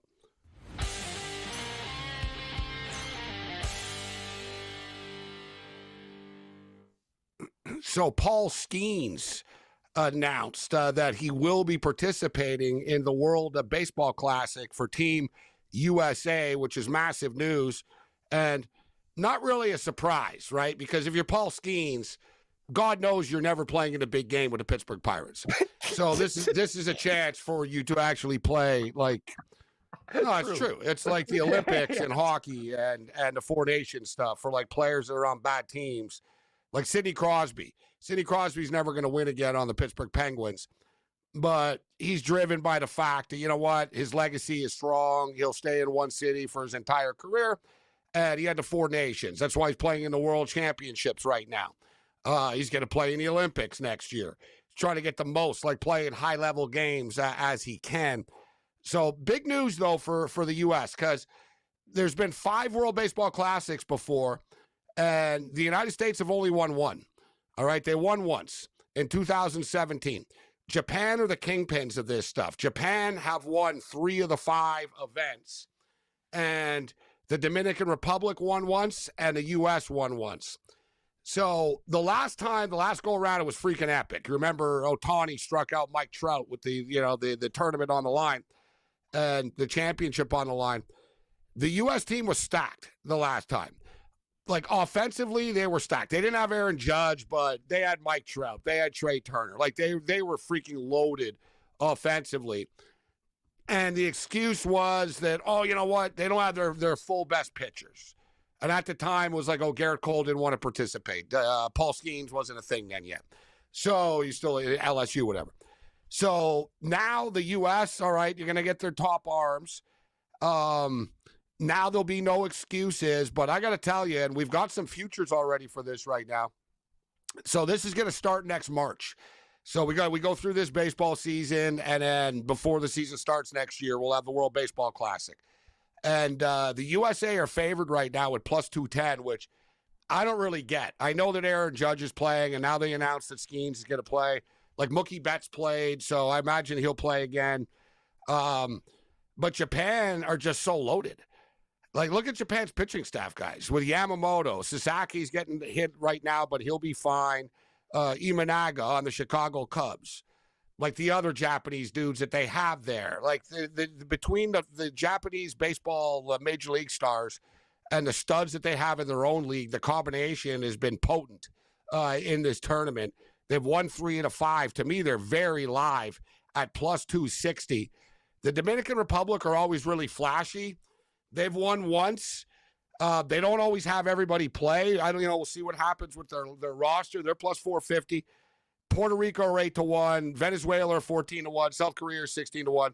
Not to dismiss these other countries, but basically it's kind of a 3-team race with USA, Japan, and the Dominican Republic. But I think Japan are very, very, very, very live at plus 260. And these World Baseball Classics are super cool.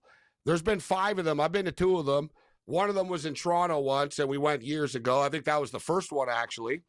And I went to the last one in Arizona at where the D-backs played. It was super cool. I don't know if I'll be going to this one. The championship game is in Houston, Texas this time. I've been to Houston, Cam. I think once was enough. That's like me. That's like us in Orlando. I'm never going back unless you give me a No, I like Houston a lot better than Orlando, so I shouldn't say that. I like Houston, but I'm not going back for this game.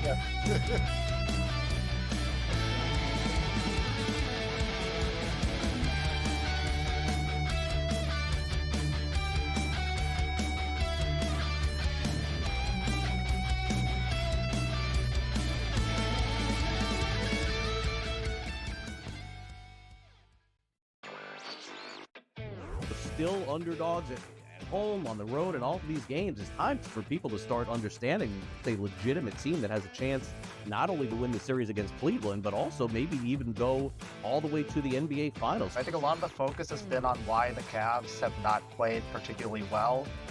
A lot of that is due to injury, of course, but I think that's taking too much credit away from what the Pacers have done. Newswire. Only on SportsGrid. Malaysia Fawali, who you guys know I am a huge fan, has decided to switch allegiances and stay in league. And now she's going to go play for Kim Mulkey. Her, Flau'jae Johnson in the backcourt. It's going to be interesting to watch. You wonder sometimes with roster construction, maybe too much is not too good. Betting above the rim. Only on SportsGrid. I don't know what he was doing taking step-back threes at the end of that regulation when he's got bigs on him and he should be driving to the hole. It's already bad enough that I'm playing with all these NBA and D1 studs that are unstoppable, and I'm the worst one there, and I can still ball with them. But if I start calling fouls, they'll revoke my privileges. Like, I man up when I play with them. Pharrell, Coast to Coast. Only on SportsGrid. Two guys that can do it all. Too much electricity this morning. This is a good time. We're having a lot of fun. I had to do a triple take. Ka-ching! Why? Because of parity. I didn't mean to offend. Yeah, it's not going to happen. Load management is a dirty word. Let him rip. You know what? Circumstances provide the results. What? How do you do this one? Oh, Donnie, you got such a good show there. A network that is booming. The Early Line. Only on SportsGrid.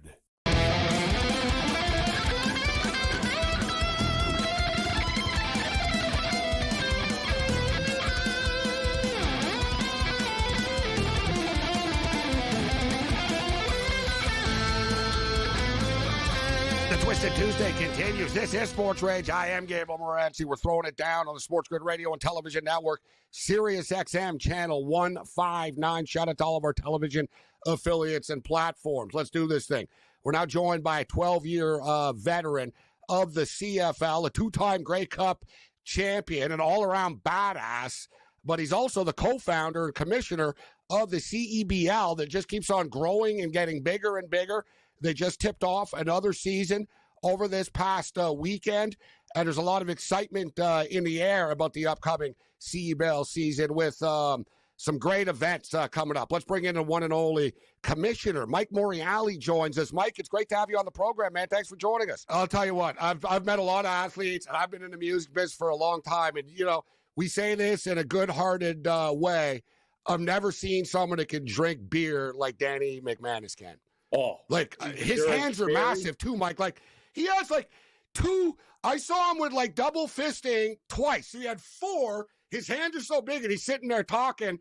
He drank like 4 beers in 5 minutes, bro. I swear to God.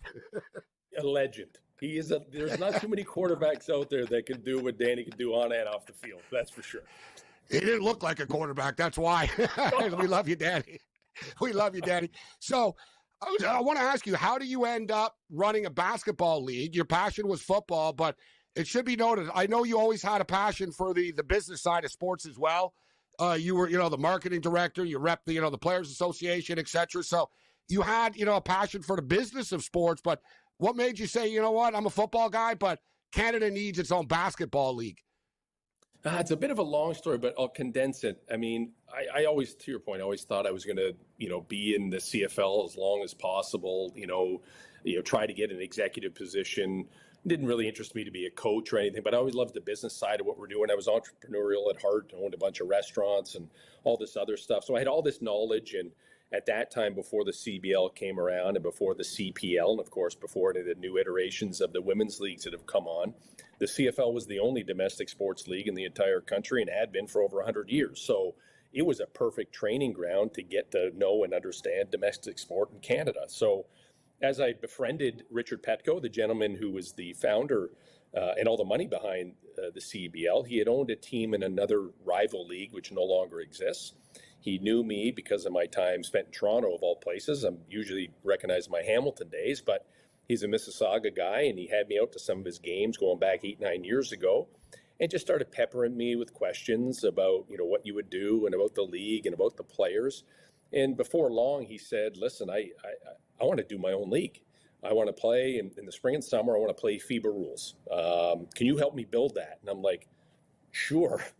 Why not? It's like, I had all this training. Obviously, it was geared towards football and the CFL, but it rang true, probably more so than anything else, about how to properly run and operate a domestic sports league in this country, and to take all the good, bad, and ugly of what came with the CFL as that kind of training ground, and to start new and start fresh without the baggage, and to try and replicate some of the good things that have been done, historically in the CFL. And so I almost created the CFL of basketball, for lack of a better term. And in a similar fashion as well, 75% of the players are Canadian, but there are American players, foreign players, etc., international players eligible to play in the league. And, you're developing your own league, but at the same point in time, what is so impressive is the quality of play, right? It's the quality of play has to be good, and you need a fan base. And you see fans in cities have come, and if you build it, they will come. And if the quality of play is good, and I think a great story, there's been a lot of stories, but I think A.J. Lawson is kind of symbolic of your league, isn't it? A Canadian kid who played at South Carolina. And listen, the NBA guys, I would argue, is the hardest league to make. There's only 15 roster spots. So then you get the G League. That's high level as well. A lot of players just need more time, need more reps. A.J. Lawson gets these reps, and then a kid is scoring 26 points a game with the Toronto Raptors, now signs a contract with them. You have to be proud when you see stories like that.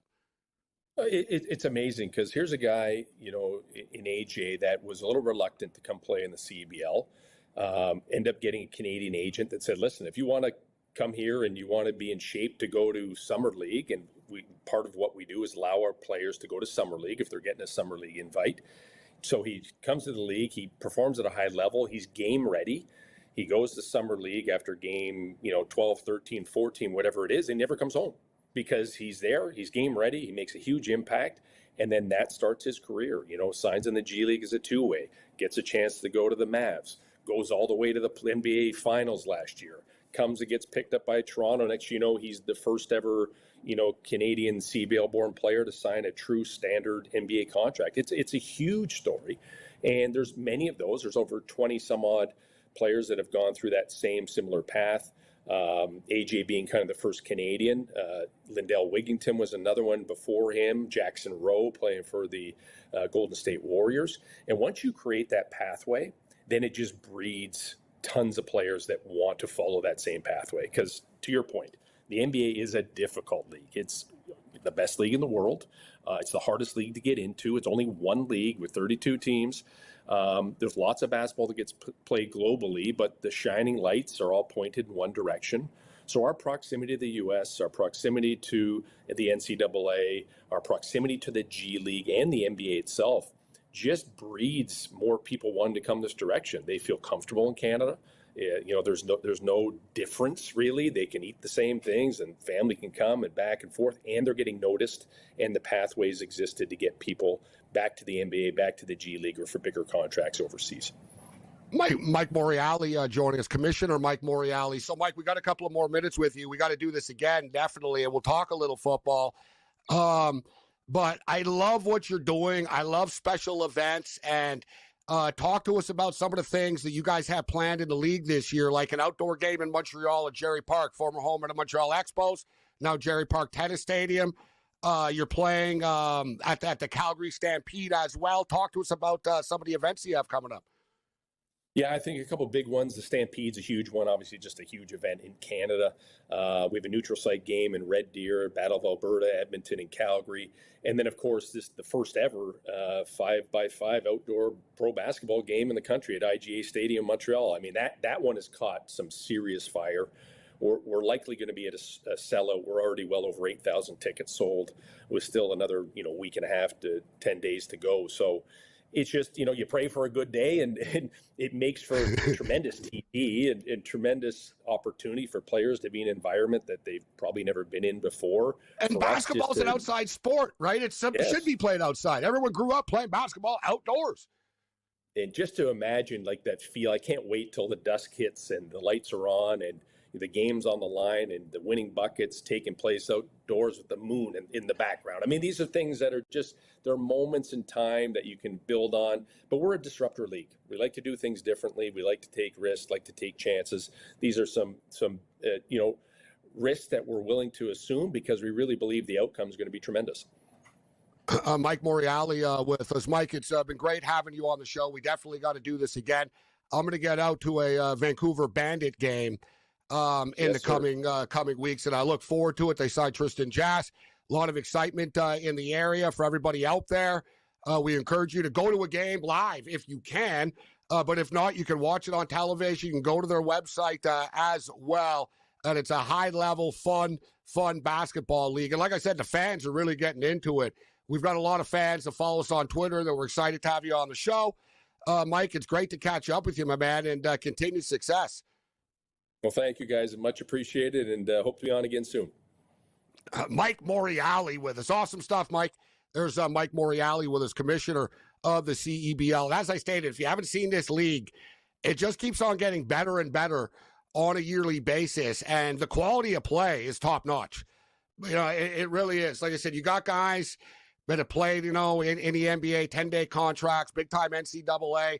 All right, so there's a lot of players that are really good out there. They just need a couple of more reps. And this is an opportunity for them to get more playing time. And there's more A.J. Lawsons to come. Awesome stuff with Mike Morreale. The Twisted Tuesday continues. Bring it.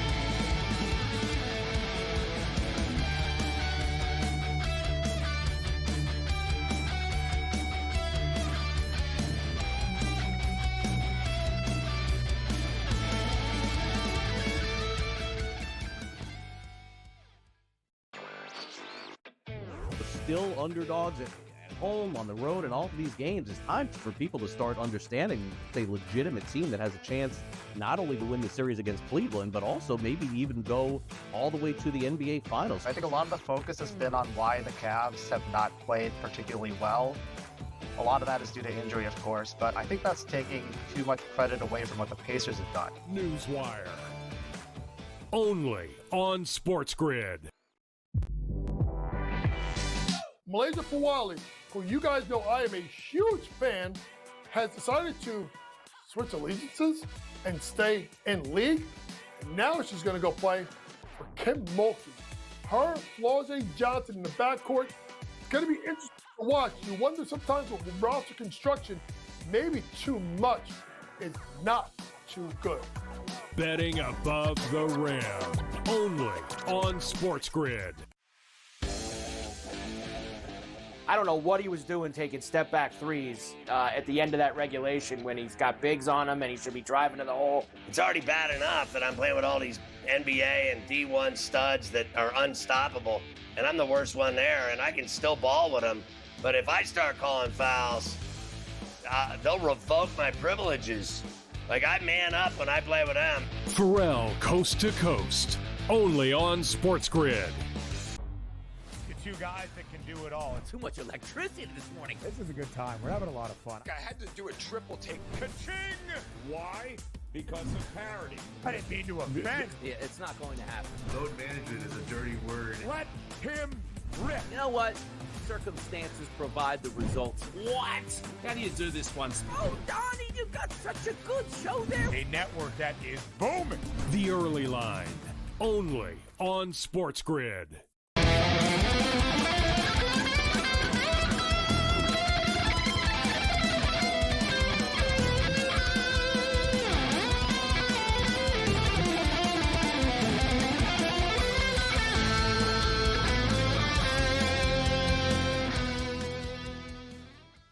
Great stuff with the commissioner, Mike Morreale. Feels strange calling the commissioner, especially of a basketball league, longtime football player, but smart businessman, entrepreneur, and this league is really starting to grow each year. It gets bigger, and we're now joined by Mo Khan, who's done CBL games before. And Mo, They're going to be playing over at Jerry Park at the tennis stadium, which is a super cool event. I remember in the old days, they used to have boxing there, like F1 weekend, right? They'd always have a big boxing event, maybe, the Thursday to Friday before a Formula One race. It's a great venue for sports, not just tennis, to use that venue. I know they've had concerts there sometimes, but now we got an outdoor basketball game. All we need is it for to be good weather.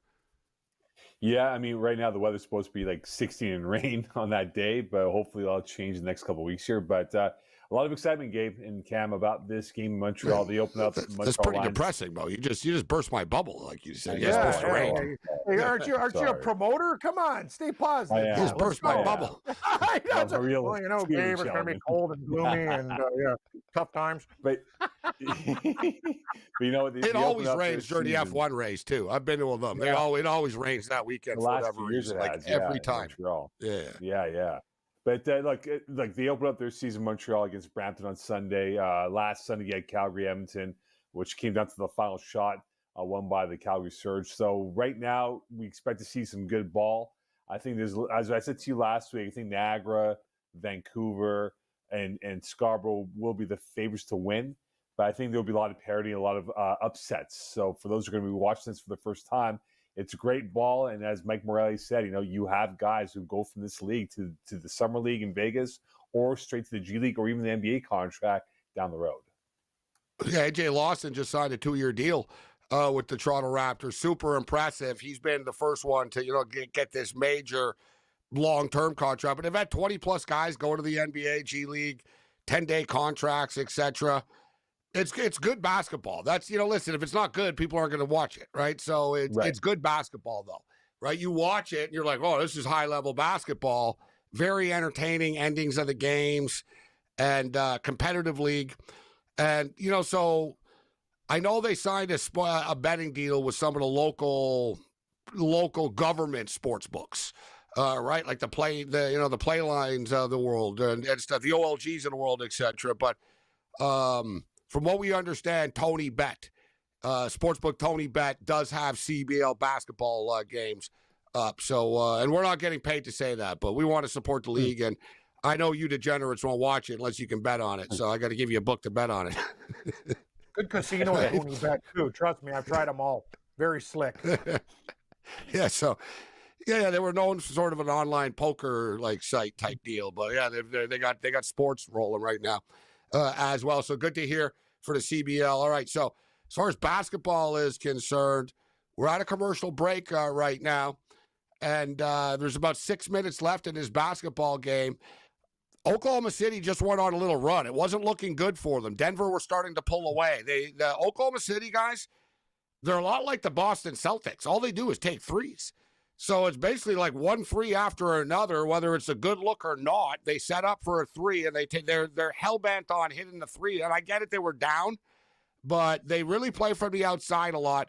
But they've chipped away right now, guys. They've cut it to 92-90. So we got a close game right now. In-game total is 213.5. Oklahoma City or minus 105 on the money line. What do you think about this game, Mo? Do you think the Nuggets are going to hang on, or do you think Oklahoma City pulls this off, and what's a must-win for the Thunder right now? Look, for the most part, Denver's really controlled the storyline of this matchup, right? Early third quarter, they blitzed them and were up by 14 at the timeout after Gordon's big shot.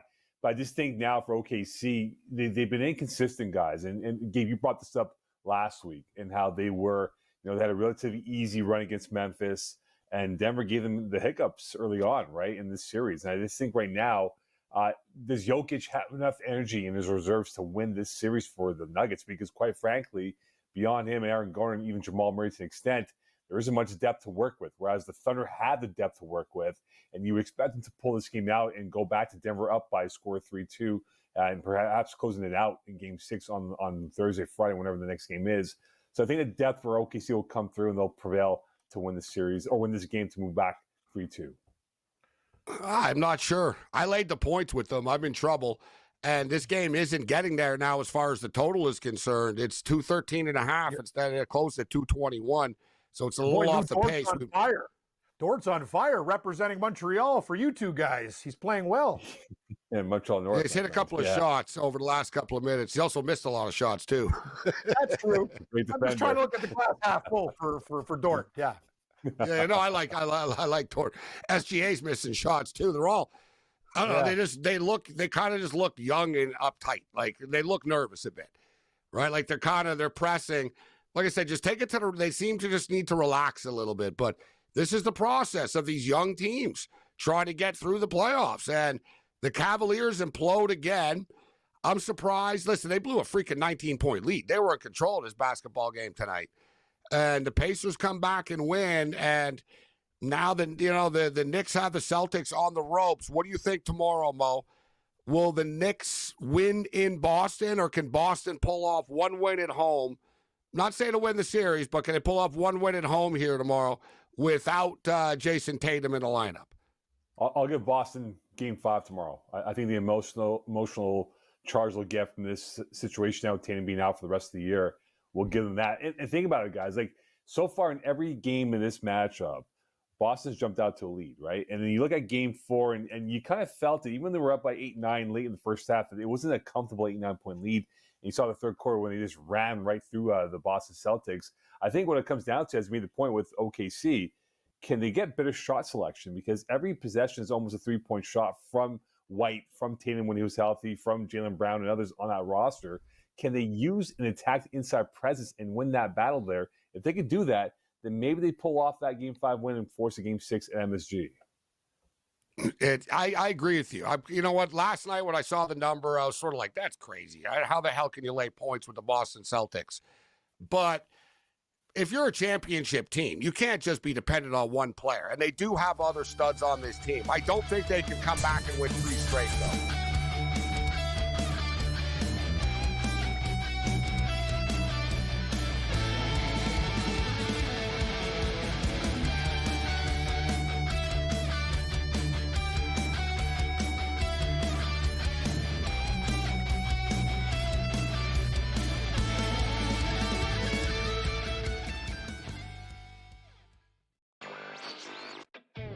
Still underdogs at home, on the road, and all of these games. It's time for people to start understanding it's a legitimate team that has a chance not only to win the series against Cleveland, but also maybe even go all the way to the NBA Finals. I think a lot of the focus has been on why the Cavs have not played particularly well. A lot of that is due to injury, of course, but I think that's taking too much credit away from what the Pacers have done. Newswire. Only on SportsGrid. Malaysia Fawali, who you guys know I am a huge fan, has decided to switch allegiances and stay in league. And now she's going to go play for Kim Mulkey. Her, Flau'jae Johnson in the backcourt. It's going to be interesting to watch. You wonder sometimes with roster construction, maybe too much is not too good. Betting above the rim. Only on SportsGrid. I don't know what he was doing taking step-back threes at the end of that regulation when he's got bigs on him and he should be driving to the hole. It's already bad enough that I'm playing with all these NBA and D1 studs that are unstoppable, and I'm the worst one there, and I can still ball with them. But if I start calling fouls, they'll revoke my privileges. Like, I man up when I play with them. Pharrell Coast to Coast. Only on SportsGrid. Two guys that can do it all. Too much electricity this morning. This is a good time. We're having a lot of fun. I had to do a triple take. Ka-ching! Why? Because of parity. I didn't mean to offend. Yeah, it's not going to happen. Load management is a dirty word. Let him rip. You know what? Circumstances provide the results. What? How do you do this one? Oh, Donnie, you got such a good show there. A network that is booming. The Early Line. Only on SportsGrid.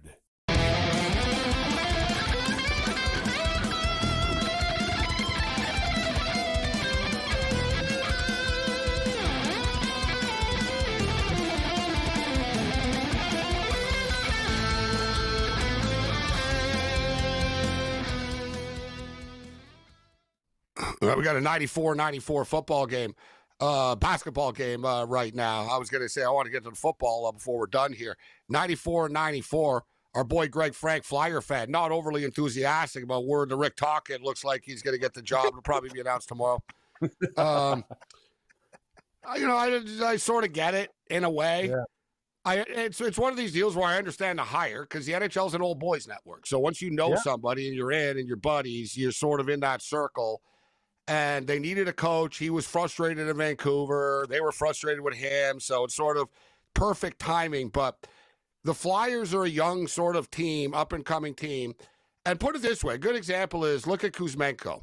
I didn't plan on talking about this now, but like Tocchet doesn't like young players. And Tortorella just went through this with the Flyers. So you figure like you get a younger coach or a coach that, that understands what's going on here.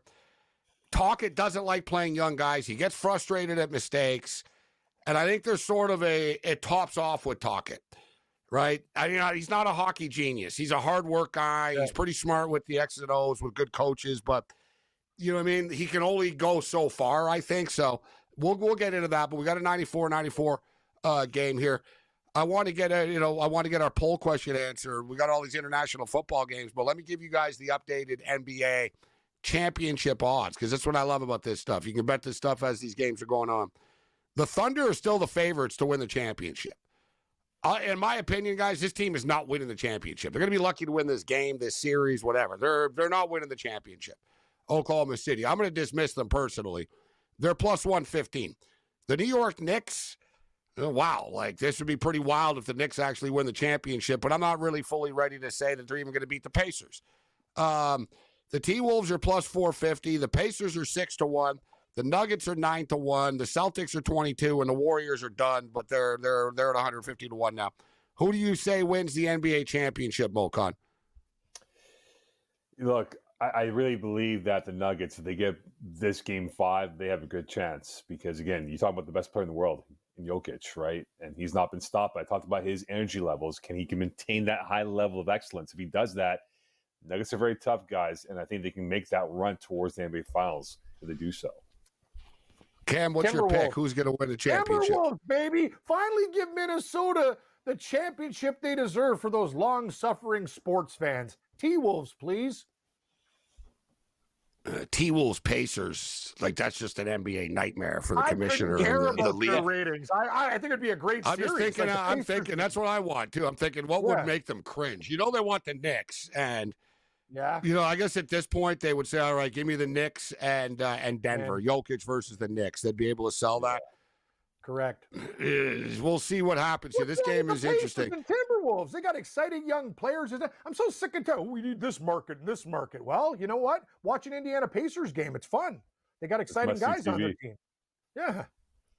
I think if the Nuggets win this series, and like I said, that's why this bet is so crazy with the numbers. Like the Nuggets just went to 10-1. With every basket that moves, it changes. But I think the Nuggets would beat. I think the Nuggets would beat Minnesota, but Minnesota would beat Oklahoma City. I think Denver and Minnesota would be a hell of a series, but I think I could see Minnesota beating. Yeah, so it would be fun. But while say what you will about the NBA, normally it's kind of predictable, and this year it's not. This stuff's wide open still right now. So the Thunder are now up by 2. With 2.5 left, 100-98. Actually, no, it's now 102-100. So a couple of quick baskets here right now. We got a real classic going on with a couple of minutes left. Mo, what do you think on the way out here? I want to ask you about we'll get into it next week, but they announced the international games. They pretty much want like a weekly international game. They don't quite have it this year, but they're getting pretty close to it. How long do you think the Super Bowl is in London? Like by 2030 type of deal? I think it's going to be soon. 2035. I think 2035. I think that'll be the ideal target, right? Decades. Because you have these new stadiums being built. They want to reward those cities first before they go overseas and have the big one at Wembley. I think in 2035. Yeah, people are going to get really mad, like when the Super Bowl goes to London for the first time. Right now, it's not the time to do it. Probably politically, like people will really rage. What, the Super Bowl is going to London? I guess you could slap a big. What's the tariff on a Super Bowl? 180%. A lot. Super Bowl tariff is big. There's a big one for that. But I say before 35, guys. I'm going to say by like 30.